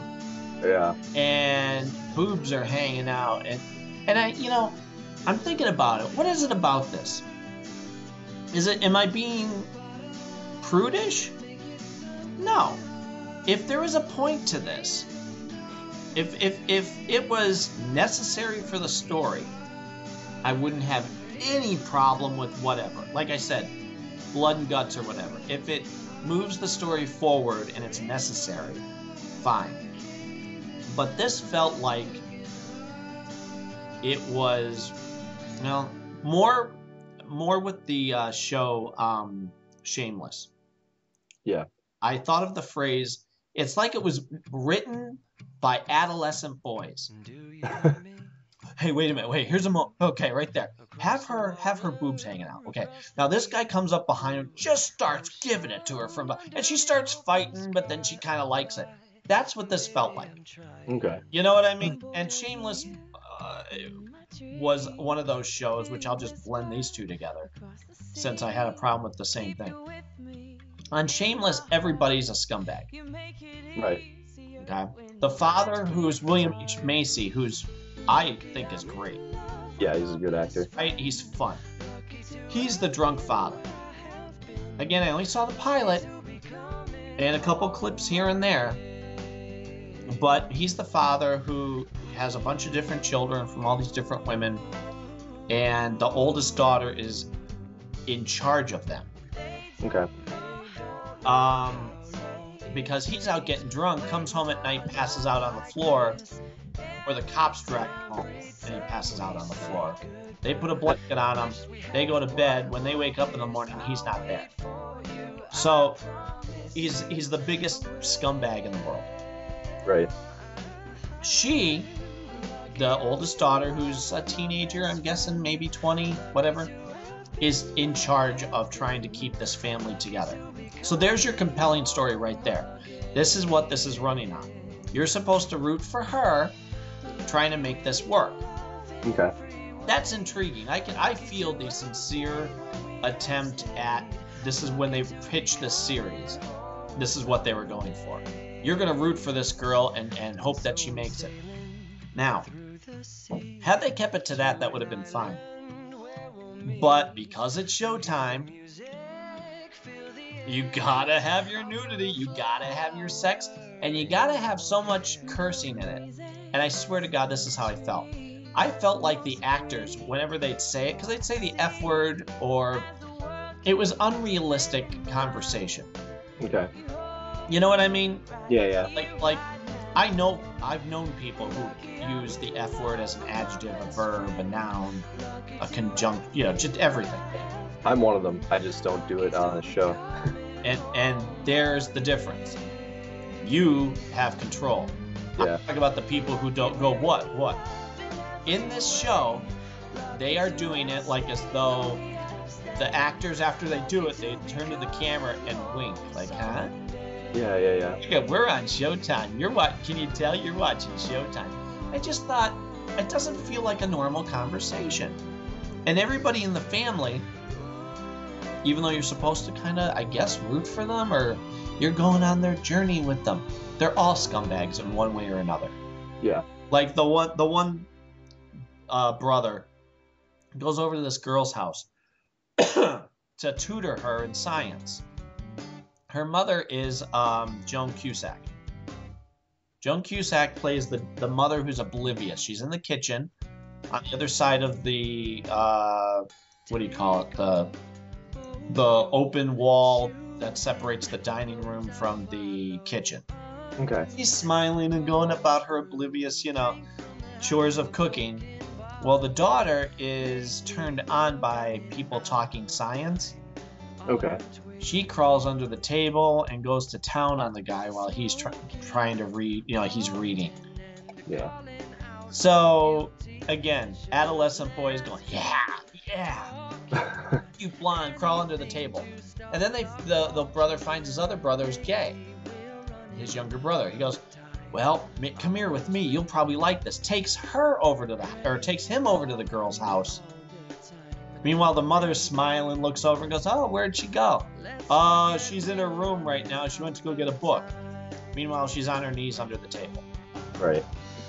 And the oldest sister, who, again, is supposed to be, I guess, the lead, she meets a guy, and every clip I've seen, besides the one I saw, is them going at it. And it's violent, it's knocking stuff over in the kitchen. It's not a sweet romantic journey. It's, let's be as gross and grotesque as we can because we're on Showtime. Yeah. And again, I part of what I love about Dexter is you're watching a show about a serial killer. And yet I'm not offended. I don't feel like anything is over the top. And again, the sister on that show curses like a sailor. Yeah. But other than that, you don't feel like they're winking at the camera every time. No. So those were the two. Game of Thrones, I'm like, huh. And in the end, the sun gets pushed out the window. Right. Because, wait for it, the queen was up in the tower with someone she wasn't supposed to be with. Her brother. Sure, and he's getting her from behind. You know, like, oh, God. All right, I got it. I'm like, if the rest of the show is 10% like this, no thank you. I tried. It is. And I do have to say this. As the 2 seasons went on, there's definitely a bunch more nudity. Like if that bothers you in any way, then you won't enjoy it. But I would say at least 75% of those lovemaking scenes or whatever, if you want. That's a nice way of spending it. There is also character development going on. Oh yeah. So there's that as well, and again, like Game of Thrones is both plot driven as well as character driven. Mm-hmm. So. Well, I had someone at work fill me in on what happens next. Yeah. Like Jason Momoa's character, who doesn't say much except rape his new bride in the first episode in the end. You know, like, he actually becomes someone, she said, that I actually rooted for him. You actually care about him. Yeah, you do. And again, like, there's a lot of growth between characters, and I mean, almost, like, again, like, it's a show where, like, I hate 75% of the characters almost, but you watch it because you hope and you want to hope that the last remaining good characters, the ones that are redeemable or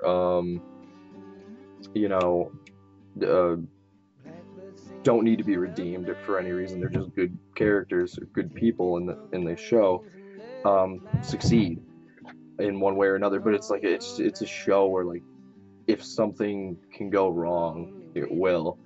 And I mean, obviously, it's not the show; it's the books. They're following the books, and from what I understand, they're following them pretty faithfully. Are they? I mean, I just read where they said they're and again, I'm not trying to contradict you. I'm gonna look right now where they just announced that it was the 4th season picked up. They said, where is it? That it was loosely based on the Storm of Swords. 2 seconds. It says it right here. I will read how it's renewed. All right, here we go.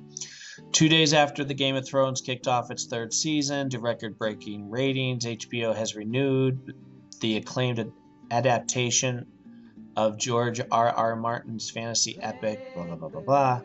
Okay, the current 10th season is based roughly on the first half of Martin's 3rd novel in the series, A Sword of Storms. That's where I got that from. Okay, go ahead. Well, I think, I mean, from people that I've talked to who have actually read the books, when they say loosely, I think they put it that way because, I mean, they do drop some plot lines and some characters here and there that are ultimately unnecessary.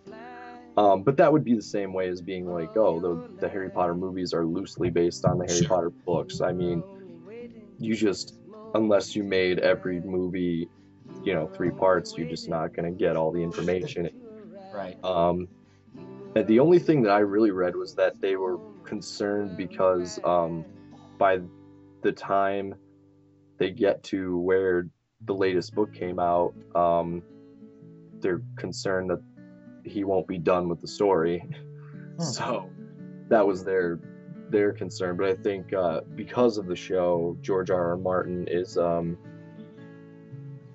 is more inclined to finish it, not quick or with any sort of like, you know, detriment to his writing or anything like that, but you know, just not necessarily take his time with it like he did before. So Right. I will say that I mean I can completely understand your distaste for both of those shows. I haven't seen any of Shameless,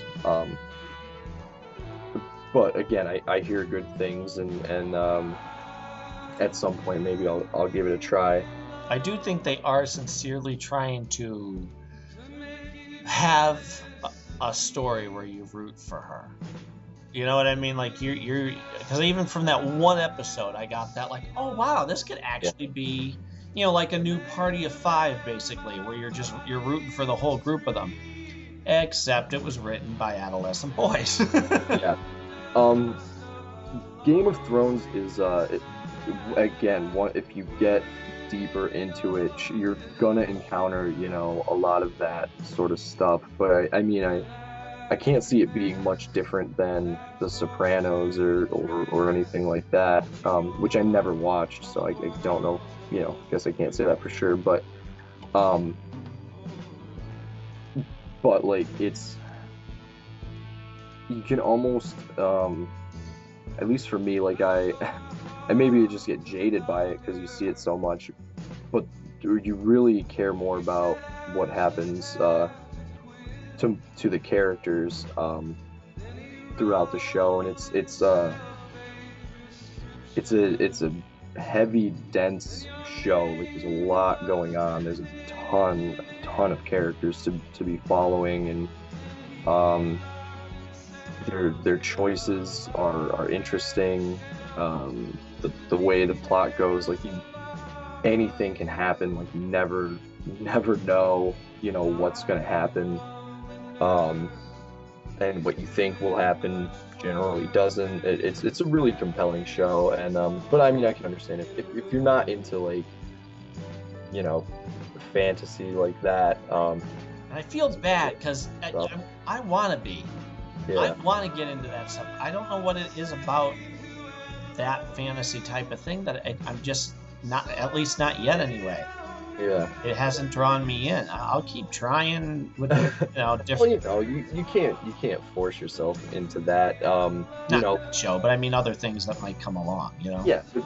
But like you haven't even really seen the Lord of the Rings movies too, so I mean, if it was something that you know, piqued your interest immensely, you'd get on it. But I mean, so like that kind of stuff for me like was always something I liked. Like and I think it started with like Legend of Zelda.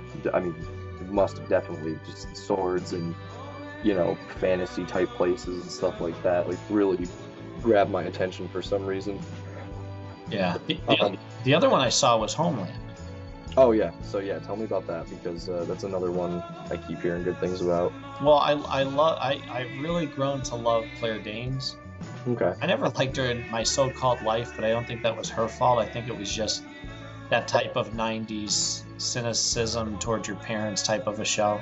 Right. I hated the whole title too. But yeah, you know, it was always, my parents, they're just trying to be nice to me. Ugh. So I always had that stigma. But then once I saw her in like other stuff, like the Terminator movie or whatever, I'm like, oh wow, okay, I like her, and I like her on this, and I love the lead on it. Do you know what the premise of it is?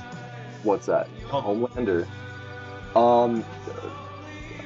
From what I understand, he was an American soldier, right? And comes back to the homeland, obviously, and they're not sure if he was, you know, a brainwashed terrorist, like a sort of Manchurian Candidate type thing. Is that what it? That's basically it. And she has her. Everybody's like, no, he's an American hero, you know. Yeah.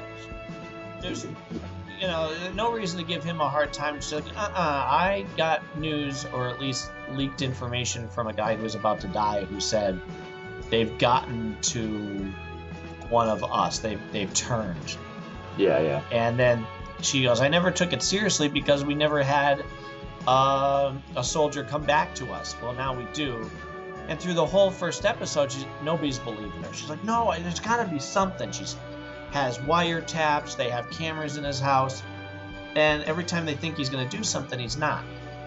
And then in the end, she's like, she goes back and watches footage of when he was being filmed, being in front of a camera, and his fingers are twitching. And she picks up that, ooh, I think he's signaling his contact by, like, non-verbally. Yeah, code. He's giving them a message, because it's whenever he knew he was on camera, even though his hands were down at his side, his fingers would move in a certain rhythm. I don't know how that plays off, because again, I only had time to watch one episode. Damian Lewis is the lead on that too, and I loved him. You ever see Band of Brothers?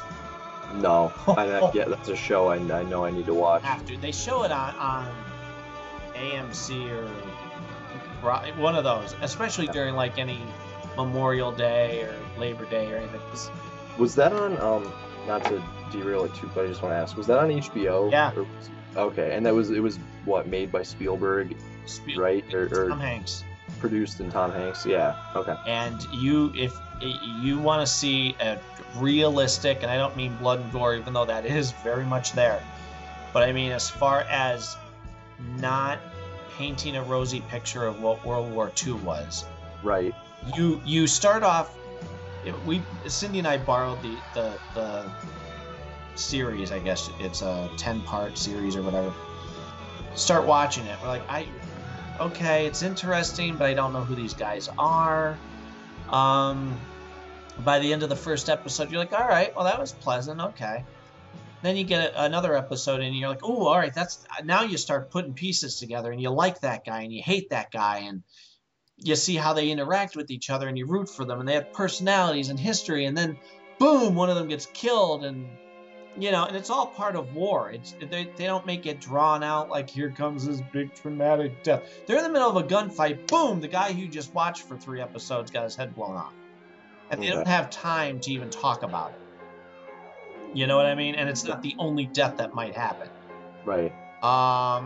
It was a phenomenal, and it was all true. These were true people.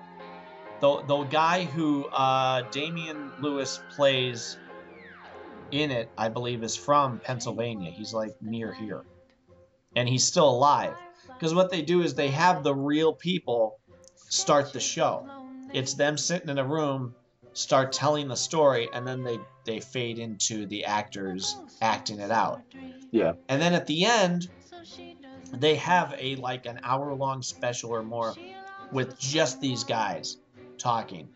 And if you want to feel patriotic, if you want to just be proud of our country and just proud of these men for what they've done, that is... Saving Private Ryan's a great movie. Yeah. This is so much better. Okay. Saving Private Ryan is a cool 2.5, maybe 3-hour movie. This series, holy crap. I don't even own it yet, but I can't wait until I do. I plan to. Anywho, and then he was on a show, Damian Lewis was on a show called Life, which you can actually watch on Hulu. Okay. If you have time, even if you just watch the first episode, I think you'll be hooked. The idea, it was 2 seasons. He was a cop who essentially, it looked like he killed somebody or did something bad where, he was going to go away for a long time. He's a dirty cop. So he gets sent to prison. Now, a cop in prison doesn't do well. So, right? Yeah. Well, nobody believes he's innocent no matter what he says. His wife divorces him. His partner, disavows him. And just everybody, he's a dirty cop. What a pig. Well, guess what? 8 years later, and this is where this picks up. A lot of it's done in flashback just to fill it in to let you know what happened. Right. 8 years later, new DNA evidence proved that he wasn't it. So now he's released. So now the state settles with him, gives him a crap load of money. Mm-hmm. He wants his badge back. He wants to still be a cop. Right. So the tagline was "Life is what he got, and life is what he got back." So and he's quirky. He's like a cool kind of oddball, but he's good at his job. And they team him up with this little Spitfire. I can't think of the actress's name. She's great though. But a little Spitfire cop who she has her own issues, but she's not taking any crap from him. She doesn't even want to have him as her partner because he's a fruit. He's constantly eating fruit. Because his thing was, in prison you can't get a decent piece of fruit. So now every episode he's like, you ever have a good pear? And anyway, so I've loved him. So I'm glad I checked it out. I wouldn't mind seeing more of that. Again, let me give you this just to prove my point about gratuitous. They show nudity in this. They do curse, but what's her name from Serenity? Firefly is in there as his wife, who again thought he was dead. What's her name? You've watched Firefly, right? No, I haven't yet. Oh! Movie, I saw Serenity, but I never saw the show. Okay. Jessica Brody is the actress. Okay. Or no, that's her character's name on the show. Morena Baccarin. I'm sure I'm saying her name wrong. I'm so sorry. Anyway, the dark-haired girl from that series. She was in the movie too. She the companion, which is a nice way of saying prostitute. But in Firefly or Serenity, she was that character. Okay. She's nude in that. It starts off with her in the pilot. She's got a new boyfriend, and they start off with them in the bed doing their thing, and then she gets the phone call that it's her husband. Hi, guess what? I'm not dead. I'm coming home. Right. And so she's got a great story because she's trying to deal with it all. And the first time they're quote unquote intimate together, she's trying to be romantic with him, and he can't help himself because he's been in a dirt hole in Iran. People thought he was dead for 8 years or whatever. He just tackles her and goes at it. Doesn't care about her comfort or her enjoyment of it. So they show nudity there, but I kind of see the point. You know what I mean? Like it had to show them having sex. I don't know if they had to be naked or at least have us see nakedness to prove the point, but they did have to show them have sex because she's not enjoying it, but at the same time, as a loving wife, she's like patting his back or just holding him, letting him do what he feels he has to do just to get it out of his system, type of a thing. Right. It was, I thought, okay, that was well done. I didn't feel like that was forced or, over the top.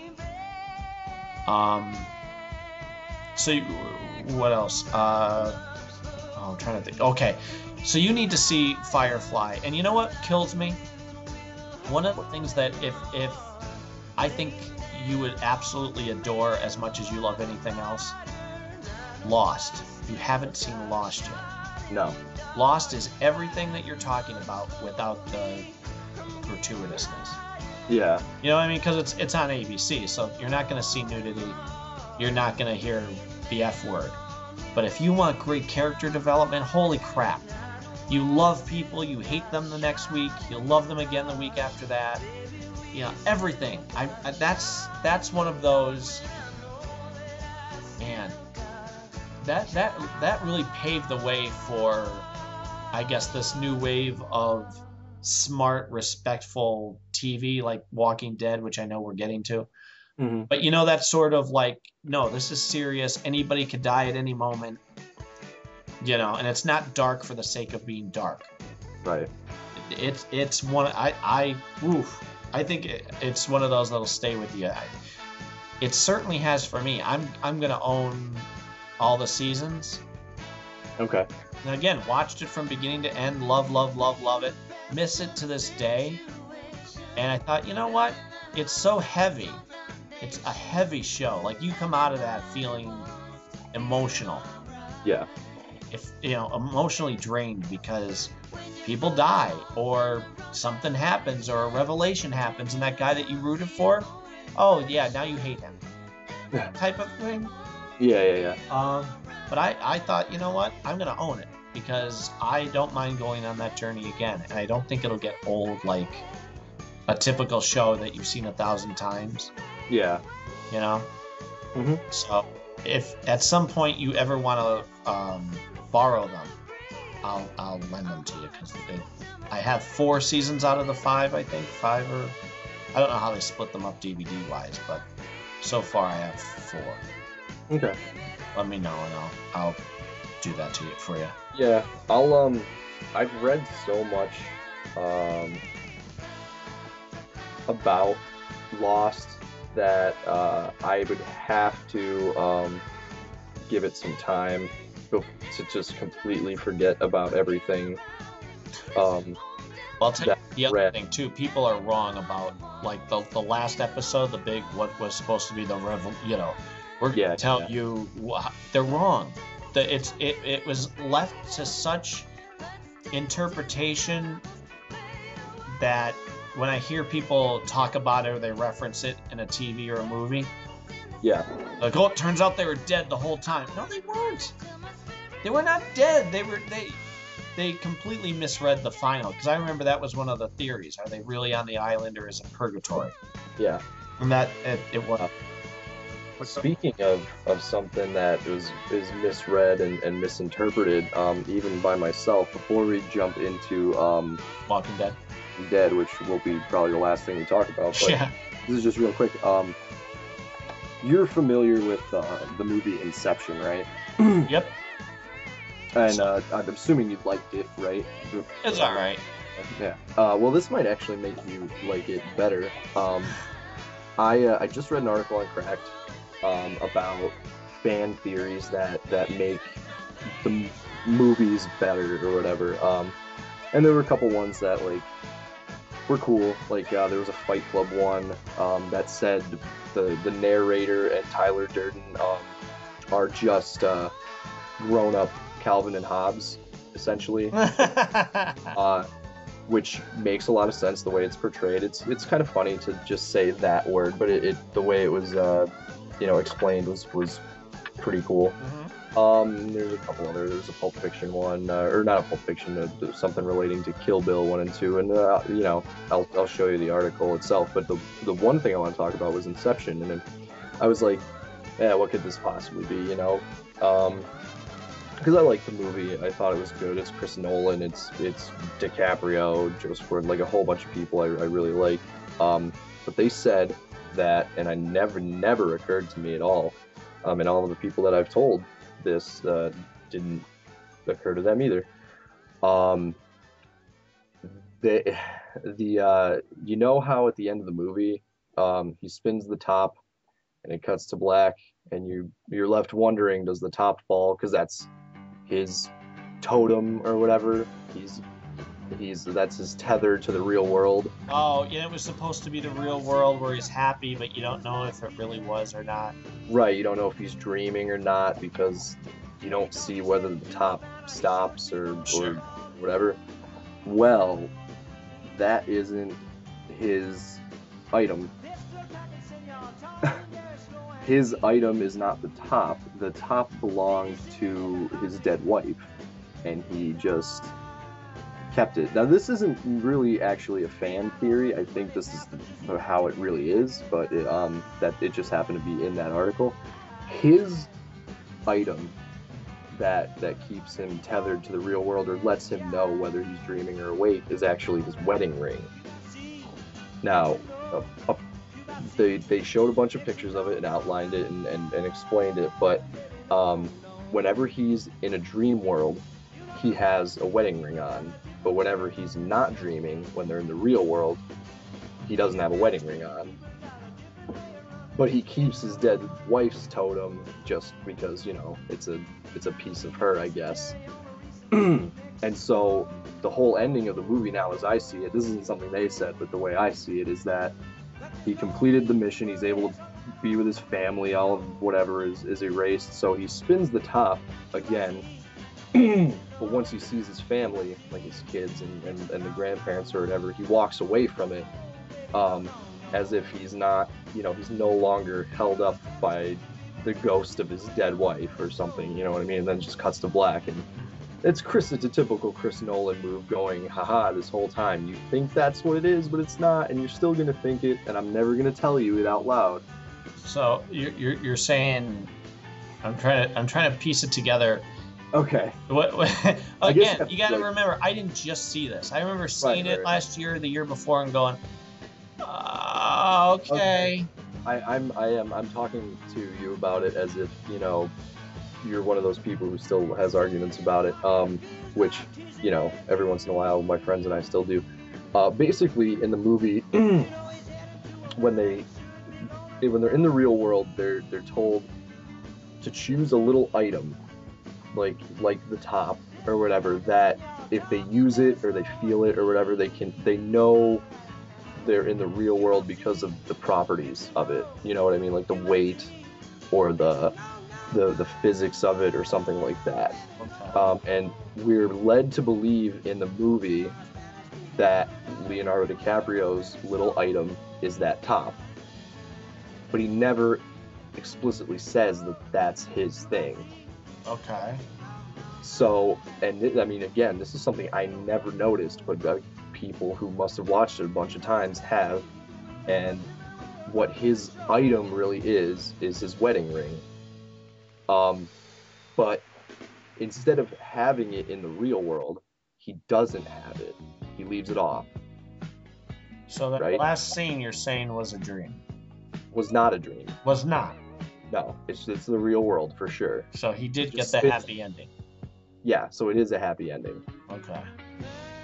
That's what I'm trying to say. Hopefully the people who listen to this understand. I'm just so excited, and like it blew my mind to be like, wow, I missed that detail, because that normally I don't miss details like that, but that was one, and now I'm just like, oh, cool, that's cool. Now we don't have to worry about, talking about that anymore. The real world, it was Chris Nolan pulling a trick on everybody and never explaining it. Yeah. I like that. I like the idea of that little nugget of information that could have been told, but yeah. So if you do end up, watching it again, and I'm going to watch it again. I might actually watch it right after we do this, just because now I'm thinking about it, and I want to. I haven't watched it again, like you said, in a bunch of years, at least since I got it on DVD or whatever, which is a while now. But yeah, pay attention if you do catch it again. When he's dreaming, there's a ring on his finger, but when he's awake, it's not. So that's he tells the difference. Well, that's the type of stuff that you would get from Lost. Okay. Especially the end. The end is left up to interpretation, but the after show that they did right immediately after the season finale, where they had Matthew Fox on and talking about all of that type of stuff, it was still left up to interpretation. But I think it was Jimmy Kimmel who was discussing it with them, and he says, I think it's this, and Matthew Fox says, I think you're right. I can't tell you either way, because it is one of those where it can be multiple things, but there are certain things that happen in the end where you're like, okay, so everybody got their happy ending, and or at least the people who you wanted to, there was a happy ending, and some didn't, and there was justice, and but again, you think from the first episode all these people are going to be part of the whole series, and they're not. Right. Like, wow, so they can go at any time. But I think you would love it like that. Okay. It's that type of psychological, they don't have to, and people were upset about this. Last episode, I want to know what specifically was the smoke monster. What was, why did that key turn to the left instead of to the right? Well, that's not really what the show's about. if they did an info dump as your last episode, it would have sucked. Yeah. You know what I mean? We run down a checklist. Okay, that's what this means. That's not a story. Right. Like, let's have the people get to their end of their quote unquote story.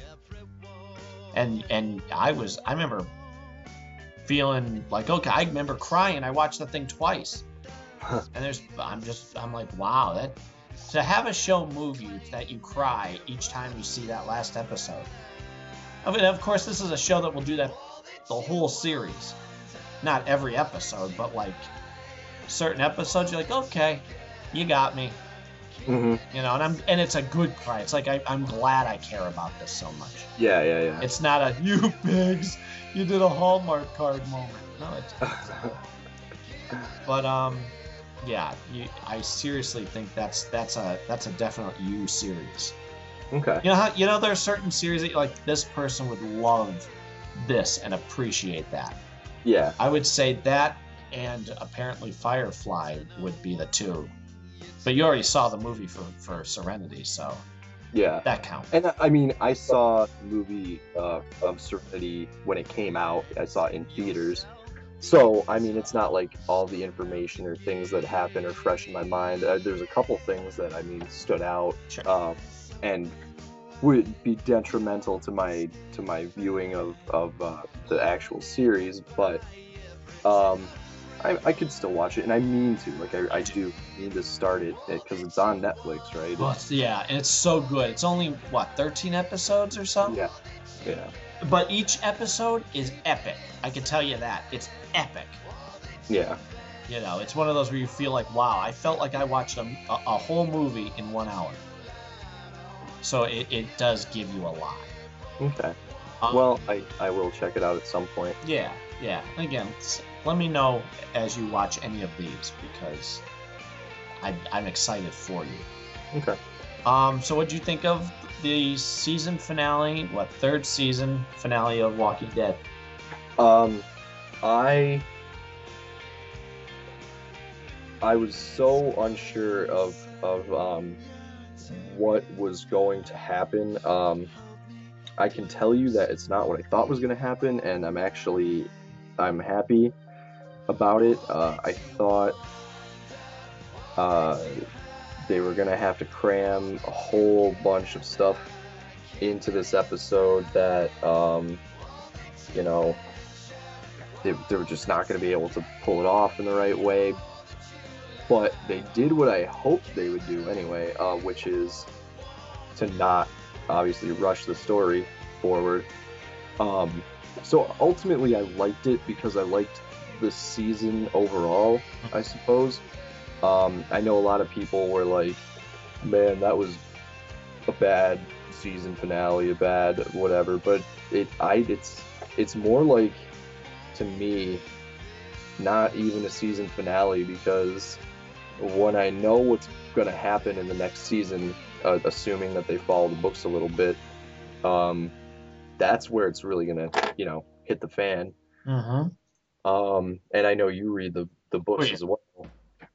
I will say that I know that the show is pretty different from the books themselves, but the one thing I hoped that would stay true to the books is that triumvirate of Rick, Andrea, and Glenn being, sorry to spoil, but not that it matters because everything is gonna be probably way different from now on anyway. In the books, Glenn, Andrea, and Rick are still chugging along to this day. Of that original group, Right, they're the only three. And Andrea in the book is such an awesome character. She's so well done. She adds things to the group. She helps the group. She's like one of the strongest people because she's like that perfect dead-eye shot. She's like their sniper. She's just awesome. And in the show, they just made her such crap. Like, they made everybody hate her. They're like, Andrea sucks. Like, I would hate to be somebody who hasn't read the books and go in and be like, man, Andrea, she sucks. I'm gonna hate her character throughout the story, and then hate her even though she's awesome. And I don't know if like they killed her off because what's her name, you know, didn't want to keep being on the show or whatever, but like I don't know. She was not the character I was hoping she would be. Right. I mean, that was a disappointment as far as the show is concerned. At least that ending, but not I can't even just fault that episode for that. I mean, that was just an overall feeling of this kind of sucks because that they're not doing justice by her character. But like I said, overall, I'm glad that it was kind of like you know, it wasn't an insane episode because a lot of the insane stuff had already happened, you know, like over the course of the season. So to have it end on like okay, they have a sort of a leg up ending to this season was cool because the first season ended with like a huge to do, and so did the second season. But I think if you read the books and you know where it's possible for the story to go for the next season, and the ending of the next season, you probably were okay with this episode. You know, I can't say it was fantastic or, you know, great or anything, but it was appropriate is the way I'll put it.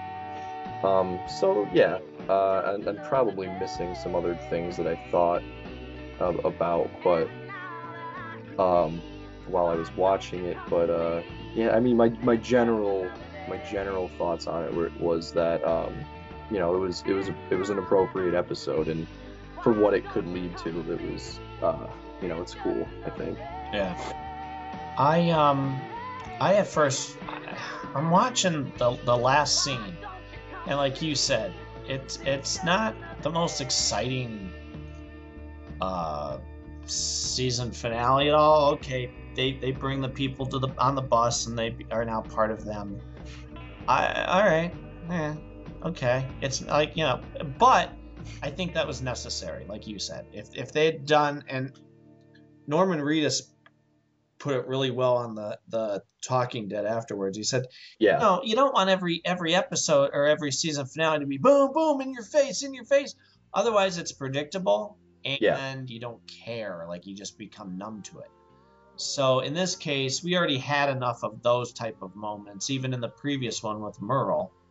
Yeah. That was the last time I felt like moved. I'm like, wow, I actually feel bad for that scumbag at this moment. Actually, I feel worse for his brother, who's has to kill him.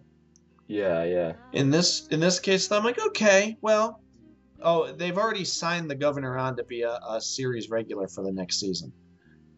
Well, yeah, I'm assuming, like I said, again, if you're listening and you don't want any sort of spoilers for the books at least, because I'll talk about the books and whether or not they do it in the show is beyond my control. But so yeah, if you don't want to listen, I mean, there's probably going to be a bunch of book talk right now. If they do it right, you know, and I don't want to say right because there's no right or wrong when you're adapting one thing to another medium and playing with it for the sake of not doing it exactly the same. But if they do want to do it the cool way, they will have like the governor come back. They'll have that guy grow his hair out real gross and whatever, you know, to kind of do a callback to the book. Yep. And come back with, you know, a bunch of really hard dudes, like killers, and you know, attack the prison for real, and almost more or less kill every single person, except for the few people that are still alive. And I think, you know, a lot of people are gonna look at the new additions to the cast and be like, man, there's so many people now and blah blah blah. But in the books, I mean, the prison had way more people for a long time. Whether it be people that wandered there, or you know, it was also a cast of characters that sort of grew from the farm, and then on their way from the farm to the prison. I understand that they probably don't want to make it as huge, just so that it's easier for people to follow, not be confusing. Um, so that makes sense. But this is like this time is going to be where Rick's leadership really, comes into play. Is he able to manage this many people? Because there was a lot of people that got off that bus. Is he going to be able to lead them? Is he going to be effective as a leader? Is he going to be able to protect them? And if they do, the season finale for next year with this huge assault on the prison, and he ultimately fails defending almost every single person, that's going to be awesome to have the seasons going forward with his complete de-evolution of as a human being, all of his struggles and his lack of faith in himself, and all the other not intellectual, but like psychological things that it does to him. So I'm more looking forward to the next season, because I think this season was and especially the finale was a great setup to the absolute horror that it will be coming for sure. Yeah.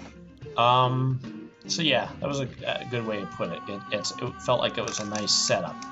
Yeah. Sometimes you need that, I think. Like, you definitely. I agree. People like. That's what aggravates me when I read like on Facebook or Twitter or whatever, people being like, that was blah, not good, blah. It's like, can't you wait? Like, that's what you need, those stepping stones. You can't just get boom, boom, boom, boom all of the time. You have to appreciate the quiet. If it's always that, there's no payoff. That's right. You're just getting the payoff, and then it's not even worth it. You know what I mean? Like, without Christmas Eve, Christmas doesn't seem as awesome. Like it's just aggravating. So I hear you. I agree. Well, that's why Cindy would go on Facebook, and while we're watching, like during the commercials of The Talking Dead, she's like, "Oh, holy crap! People are so stupid," and it's true, because the things that they'll say about, like, you're obviously not paying attention. You're obviously, not enjoying the quiet moments. Mm-hmm. You're just talking through your butt, and those are the ones who are the most vocal on, any sort of social media, especially right after you've just watched the episode before they even let it digest. And so I'm like, sweetie, why go to and look at the Walking Dead Facebook page when people are going to say stupid things? Like, I think that guy should be killed because his hair is long, or, why did remember, you probably saw the Talking Dead episode where somebody called in and was like, did you notice they made a mistake? The governor had his eye patch on the opposite eye, and then when he turned around, it was on the other eye, and they're like, he was looking in a mirror. Yeah. Like, you idiot! You actually went on national TV to prove that you're an idiot. Yeah. Ugh. Anyway, what else? I'm so glad Andrea's dead. Even if I didn't know anything else about what a waste of space she was in the previous seasons, because she was just, from the defining moment was when she shot Daryl, and they're like, wait, hold up, no, I'm gonna prove myself, don't do it, and she shoots him. Yeah. Ever since then, she has been no good for anybody ever. She sleeps with the scumbags on the show, the worst guys. In the zombie apocalypse, she's like, ooh, I find that attractive. Right. She actually I don't think she ever accomplished anything. No. And that's what sucks for her, too. Like, as a character, she never had a moment of redemption. Not once. Nope, not once. Not even before she died. Even the actress. Everybody was like, yep, that's good. Like, it was never like, oh, I hope she gets out of this. Or something. Like, even me. I was just like, nope, but I don't care. I don't, and I was more upset at the fact they didn't portray her like she is in the book, like, and now I'm just, yeah, I'm Yeah. like, okay, whatever. Well, the actress, she didn't help. When she was on The Talking Dead a couple weeks ago, she's like trying to, no, no, I think my character's a good person. I think she's very good at what she does. And I'm thinking, no, no, don't take it personally. You're an actress. Yeah, You were playing an idiot. She's yeah, like, well, I think she did a lot of good when she got the governor and Rick to meet. And then Chris Hardwick's like, yeah, but that accomplished nothing. She's like, well, all right, yeah, true, all right, yeah, so it's funny too, as much as I wanted her to die, all the times before where I thought they were going to kill her, like when a zombie would attack, or the governor is hunting her, I still was like, ooh, I'm kind of still rooting for you. And when I had a problem with a couple things on this episode, as far as little things, which I can explain away if I have to, but I shouldn't have to. She could fight 3 zombies by herself with them grabbing her from behind a tree, yeah, but she can't take on the nerd who became a zombie. yeah, Like, really? He bit you? You already freed yourself, which is another thing. She frees herself, and then he comes at her. yeah. And she had a weapon. Wasn't the best weapon, but a nerd killed you. But she could have just like kicked him. This is what I'm saying. I acted it out. I'm like, you're comfortable in a chair. Your arms are now free. Kick him away. Hop up on your feet and stab him with what's in your hand. Like, come on. You know what I mean? Hmm. But Yeah, the thing I had the biggest problem with, which everybody did, let me stop and stare at you for 10 long seconds to make sure you didn't become a zombie yet. I'm not free. I haven't even picked up the freaking pliers or whatever it is with my toes, which they do the cliche, oh, I almost had it, but I dropped it. Now I got to do it again type of thing. yeah. I hate it. But then, oh, wait, are you a zombie yet? No. No, are you sure? Because I'll stop what I'm doing and stare at you to make sure you're not getting up. If you're realistically in that situation, the moment he said, okay, so I have a pliers behind you. Thank you. I'm not looking at you until I'm free again. Yeah, I'm not stopping for a conversation. I don't care how you feel about what's going on. I'm getting free. I'm not pausing to look at you or talk to you. yeah, yeah. That was another cliche from the old horror movies. Like, Right. somebody yells, "Don't go in that dark room." She's going in that dark room, right? Yeah, and the thing is, even if she wasn't free her hands yet, she could have just kept kicking him, like over or whatever. Yep. Like, it kicked him to death, knocked him on the ground somehow and stomped on his head. And they've done it a million times. The episode just before, Daryl pushed Merle like how many times? Yep. Just pushed him. Yep. Didn't get attacked, just pushed him, and that was it, and like he had only just recently become a zombie too. He still had regular strength essentially, but Stronger than Milton. but it ultimately doesn't really matter because as a character, she, like you said, she was useless. She was actually the cause of most of the season's problems. Right, exactly, and that's such a bummer because, like I said, she's such a cool character in the book.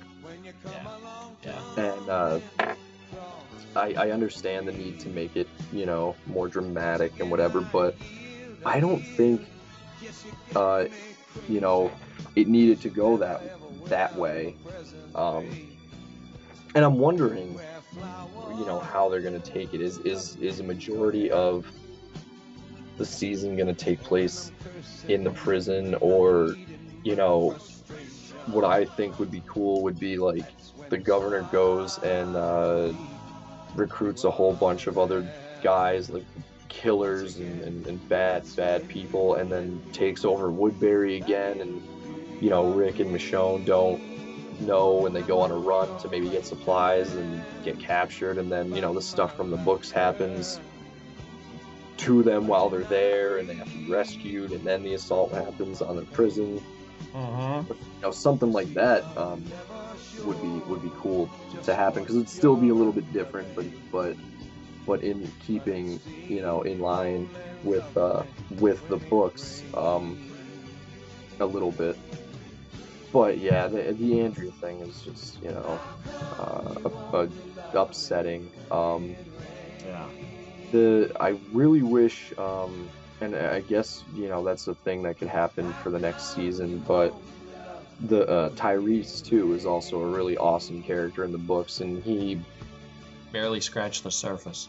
Right. It was very, it's not what you're gonna see, hopefully, just yet. And that was upsetting too, but not as bad, not nearly as bad as the Andrea thing. Yeah.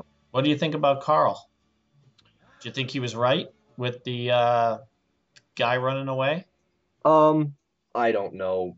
Yes and no. I mean, no, because yeah, sure, it's not good to kill people, but I don't like it. It wasn't. I didn't get the feeling that Carl killed the kid maliciously. Right. Which is, if he had done it that way,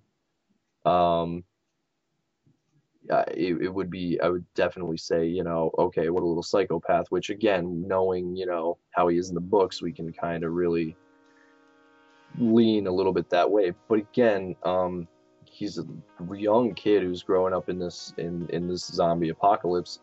Every decision so far that he's seen made by his father or anyone else not to kill somebody has turned out for the worse. Right. You know what I mean? Like, oh yeah. It was his fault that what's his face. And in that scene, in that moment, he's standing there with the gun on the kid. Now, he could have just shot the kid down while he was running, no questions asked, nothing. But he stopped, and you could see in Carl's face. I'm not saying the kid is like an amazing actor, but they're getting pretty solid performance out of him, whether he is able to comprehend what he's doing or not. There's the moments in his look at the kid where you can see that he's thinking about it. He is weighing the options in that scene, and he ultimately comes up with, not worth it. This kid was in this group. They were going to come in, murder us all, and had we not been smarter, we would be dead. And he just doesn't take the chance. So, on one hand, I'm not like I'm not mad at his character for having done that, because again, like he said, who knows? He said, I did what I had to do, and he even told Rick, he said what I said in so many words. Every other time we let somebody live, bad things happen, so I did it, and it's kind of like, that was my choice, and I'm not gonna apologize for it. And yeah, I agree with him. I don't like the fact that Carl's a little mouthy son of a bee to his father. Granted, his father hasn't been the most sane person this season. I'm right. Glad that that's over. That's what that whole not seeing Lori thing signified. Yeah. Thank God, because I had a hard time with people following him once he flipped out in front of them. Yeah. But I didn't like him talking to his father that way. But when he did make the point of why he did it, I agreed with him. And I agreed with him as I watched it. This kid comes running towards them. He's got his baby sister, Herschel, who's, got one leg missing. And it's him. Whoever else is there, the daughter, the blonde. So right. Yeah. They have the gun on this kid. They tell him, drop it. Does the kid drop it? No.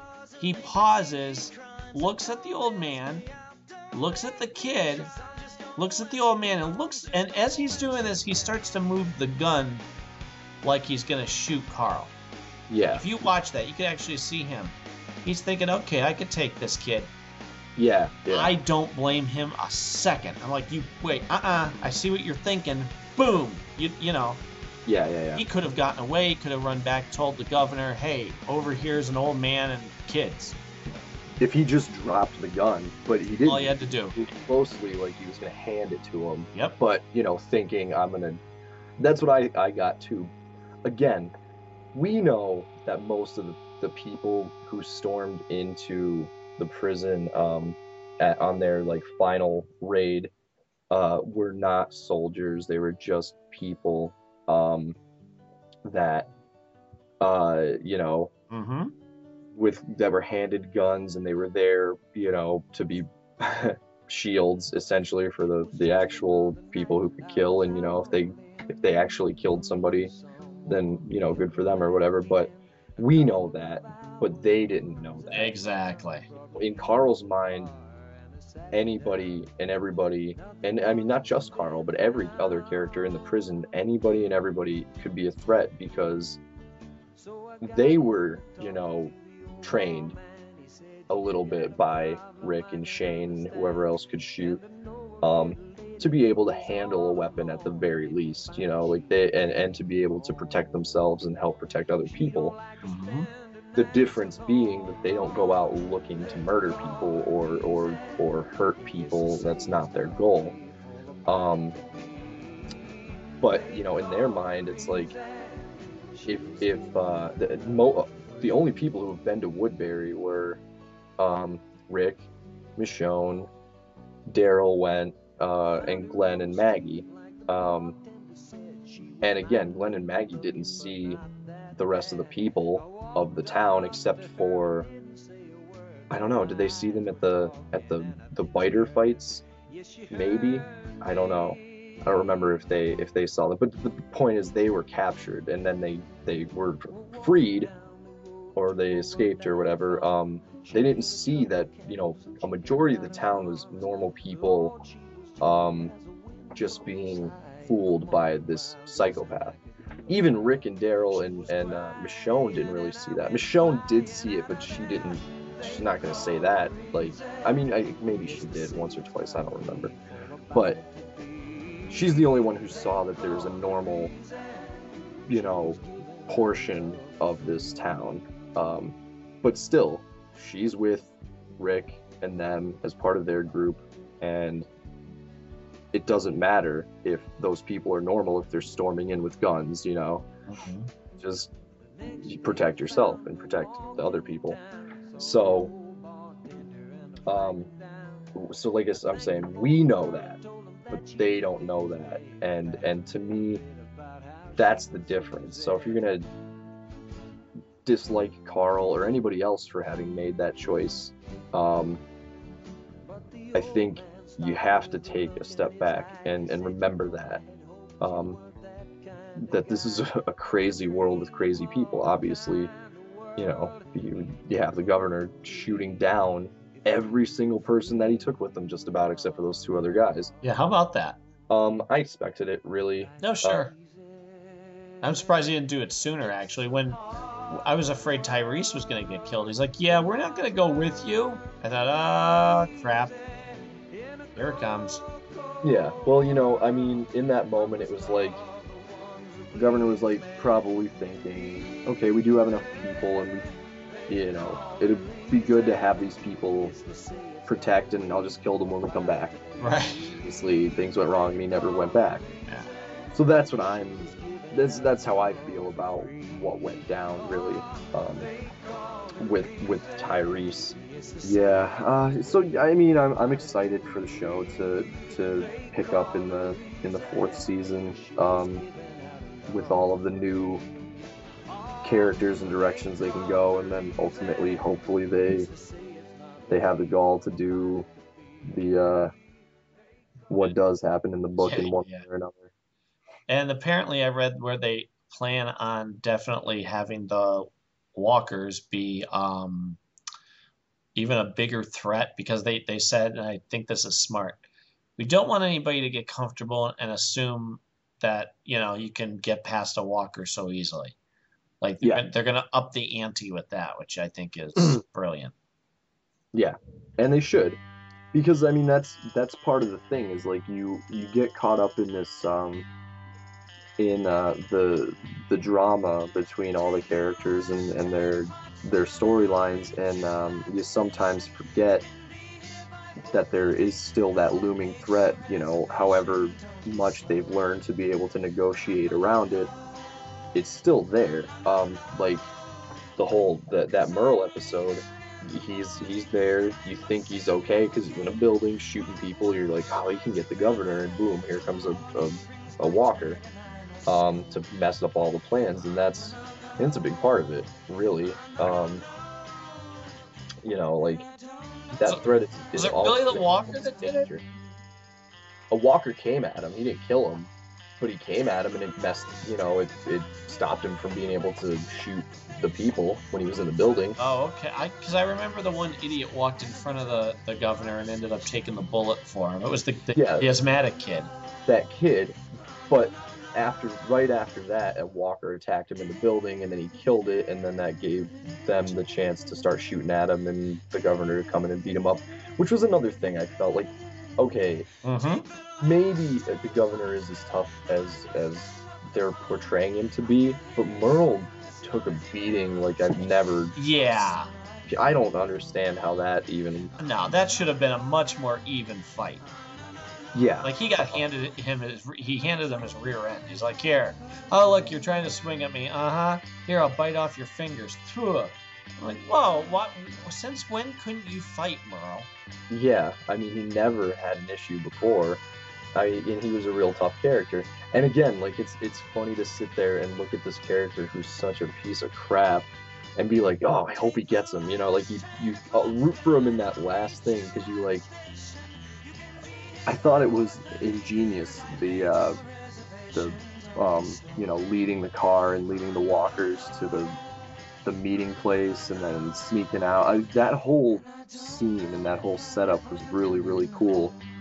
And you know, that could have been, and it was the redemption for Merle. You know, like, you know, actually he does have it. Well, letting Michonne go too. Like, you know what, he's a misunderstood more than he's bad, I think, is the thing. I mean, he could be bad too, but he's definitely misunderstood. Yep.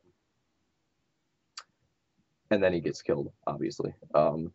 So. Oh, that was the other thing. When he got shot, I thought Sidney and I said, really? That's his ending? He gets shot in the head. That's it?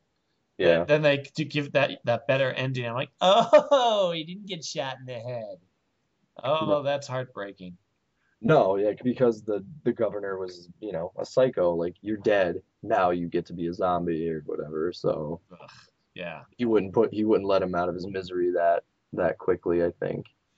So I mean, like overall, I'm pretty happy with the show. You know, what upsets me more is people berating the show who haven't read the books or have no interest in the books, and they just go blah blah blah. This is stupid. And it's like, if you have an idea of where it could lead, when they weave in and out of following the books, and you understand why the books got so popular, because I feel like the show has the same tone and intention as the books, which is, you know, when you listen to Robert Kirkman talk about it, he's like, it's this drama that just so happens to be set in the zombie filled world, where, you know, there are points in the books where you never see zombies, where not a whole lot happens, but it's character development too. And yeah, I mean, that's what upsets me is fans of the show who don't get it or don't want it, but keep watching because it's popular or whatever. Sort of like, if you think it's dumb, just don't watch it. You know, like, yep. It's a theme you always say on this. Like, if you're not interested, don't fill your time with it. Right. Exactly. Exactly. One last thing before we go. Mikey got the turtle van. Oh yeah. Yep. The Easter Bunny brought it to him. Nice. Got it at Walmart and scooped it up. You know, since it was there after so long. You almost got Metalhead too, but Metalhead can wait. Yeah, I figured you'd get a kick out of that, and it's cool too. He gets it, yay, and let's take it out of the box, and it looks like it's already made. And the shell raiser, it's called. Yeah. You take it out of the box. Oh, you got to put the wheels on it. You got to put all the other things that are attached to it on it. Fine, not the hardest thing in the world, but the schematics for where you are supposed to put the 40 stickers. Son of a bitch. They don't go, put this one here and this is how it looks like. They give you a number and a whole bunch of arrows pointing at one side of it. Yeah. And then the other picture is the same thing, only the opposite side. Right. I'd like to punch you in the face. So it looks cool once it's all, stickered up and everything. Yeah. That's awesome, though. Yeah, I just figured I'd let you know that little journey's done.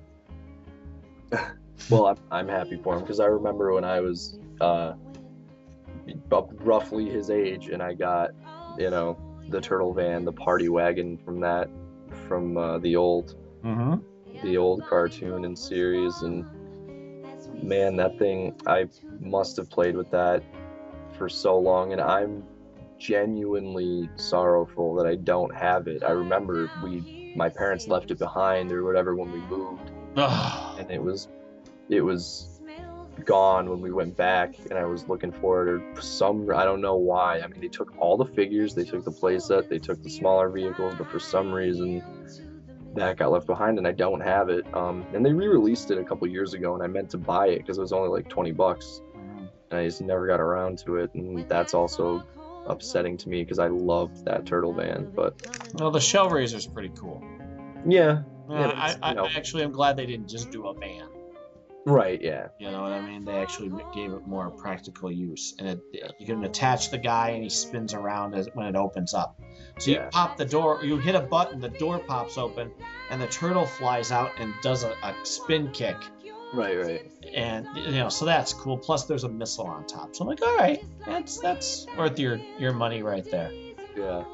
Well, and I'm sure he's getting a lot of time enjoying playing with it and stuff like that too. So. Well, actually, last week Everly got sick. Stomach thing, throwing up, and everything else. Cindy then got it.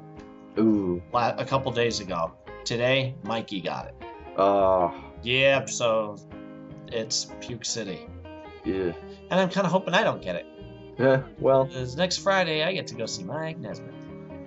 Well, if you do get it, just stay home or something. I don't know. Yeah, I'll get over it quick if I do. They're there's only so much the body can hold, so eventually you're gonna be empty. Yeah.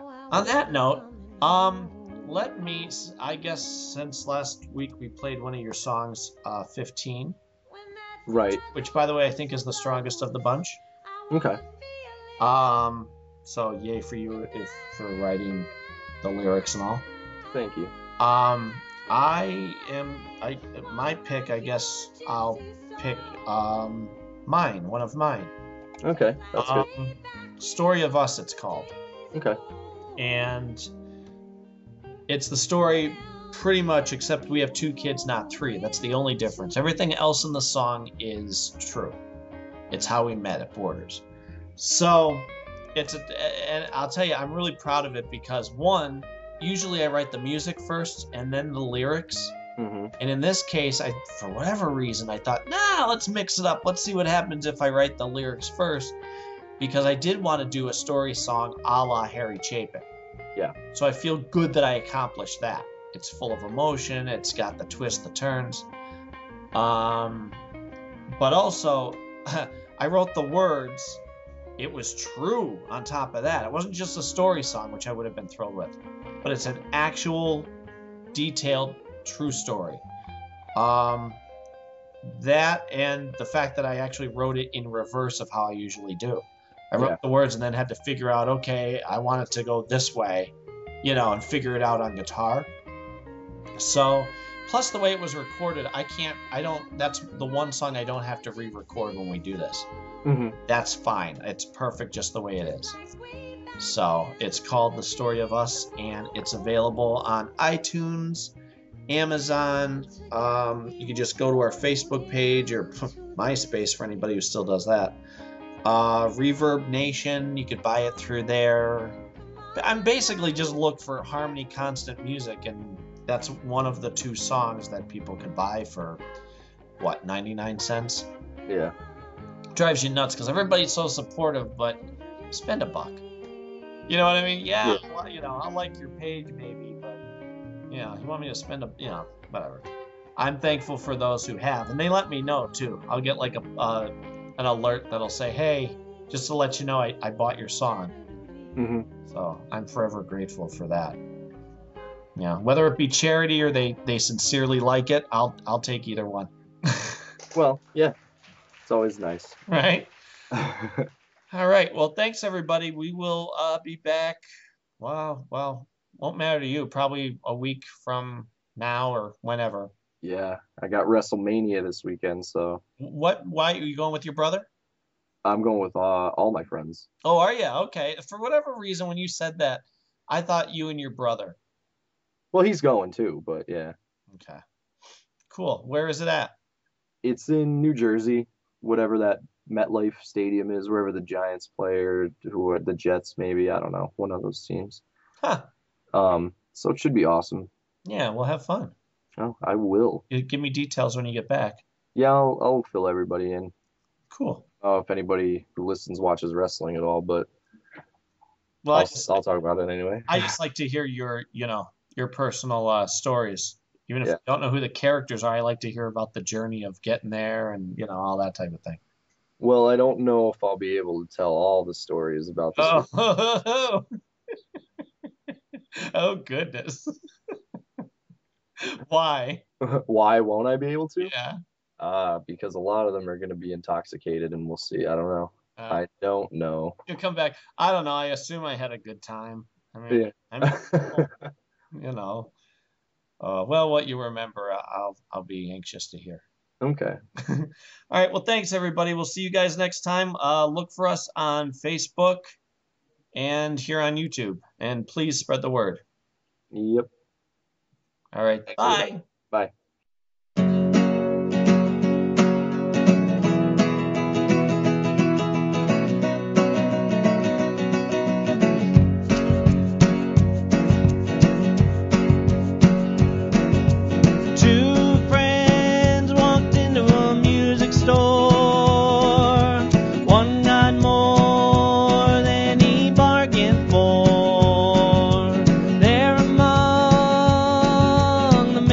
Share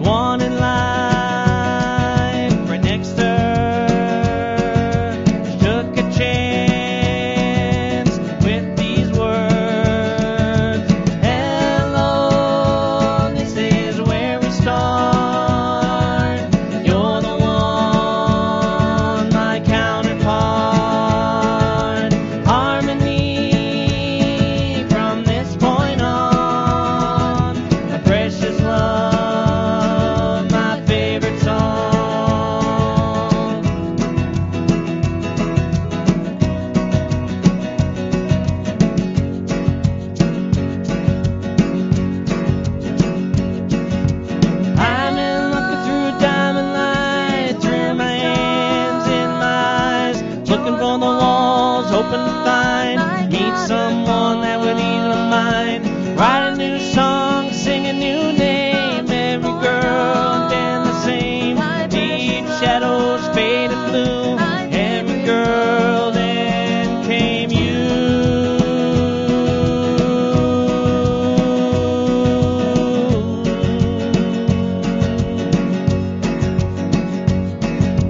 Rain the day the kids left home, but every day they talk on the phone. They'd had a successful life, raised 3 kids as a man and wife.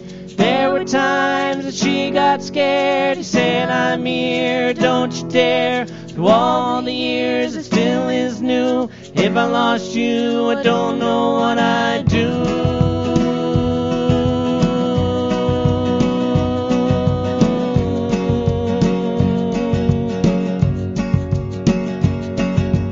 Felt the tears, held her hand.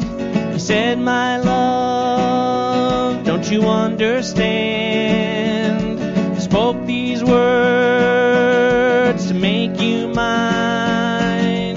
They'll apply till the end of time. Hello, this is where we start.